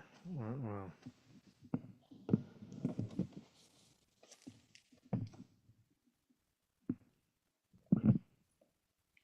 Hi, Boo. Yeah. Hi. Oh my gosh. None of this is. Oh my god. Oh well. Sorry. Hi boo. Bye boo. Um.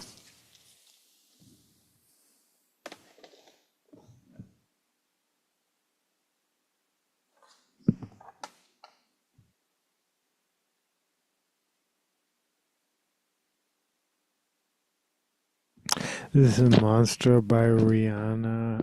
Rihanna. I think we might be ending here.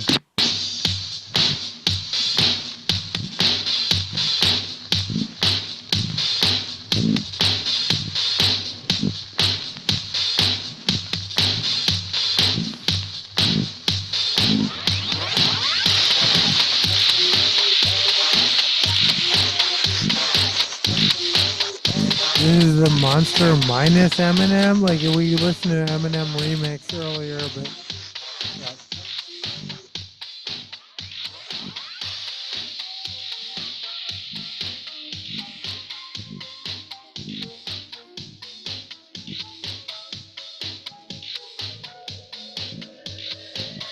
Put your hands up. Put your hands up. No, seriously, put your hands up. Put your hands up. Put your hands up.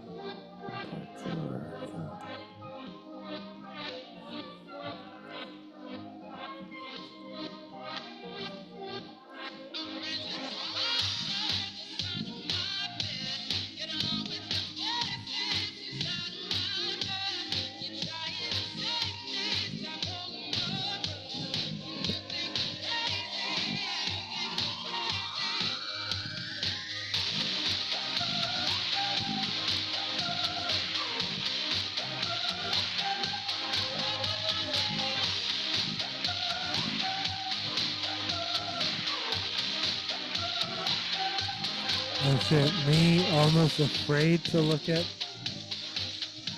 the headlines because let's just see.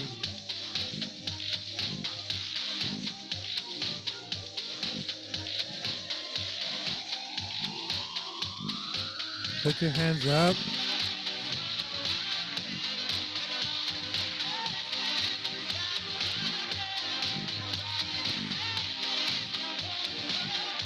Yeah. House passes Republican bill that will allow Obamacare subsidies to lapse. I feel like that's the top and bottom drift. That's the story. 4 takeaways from Trump's year-end address to the nation. I will address that in a future episode, but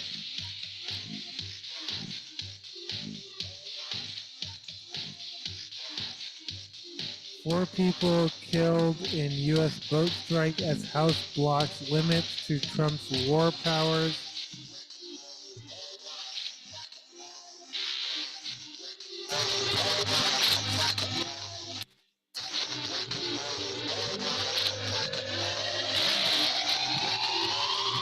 Powerball jackpot estimated to jump to 1.5 million as no one has won it.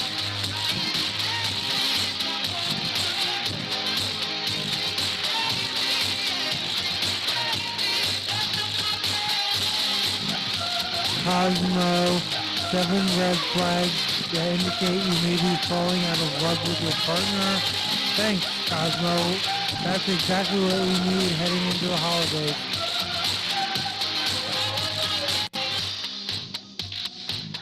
Bye, Karma.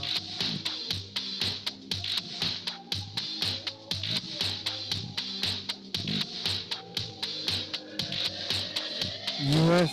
unveils Associated Press $10 billion arms deal with Taiwan in move likely to infuriate China. Well, they got to spell them billions.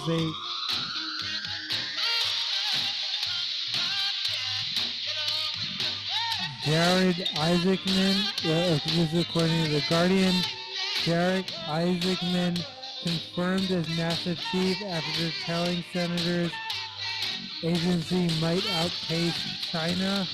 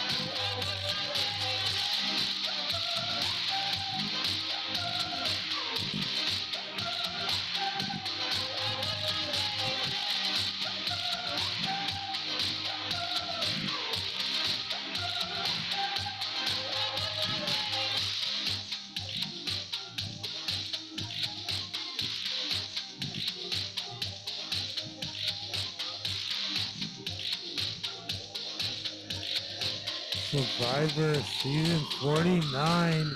Crown champion winner. $1 million cash prize.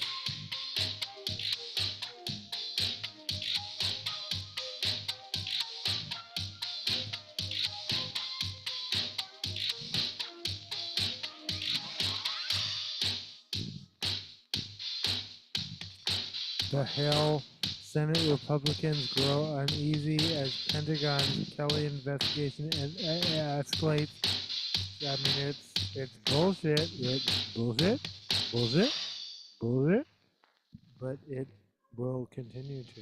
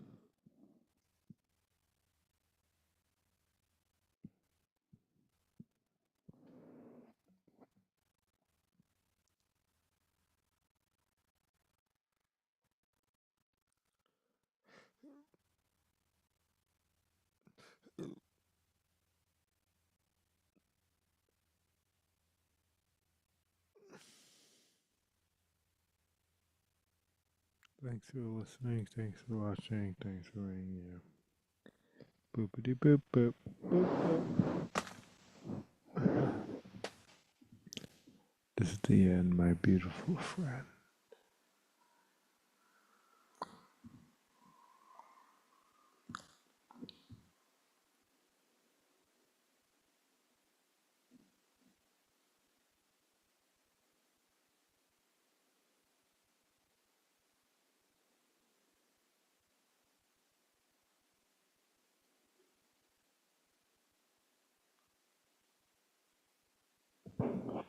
Oh.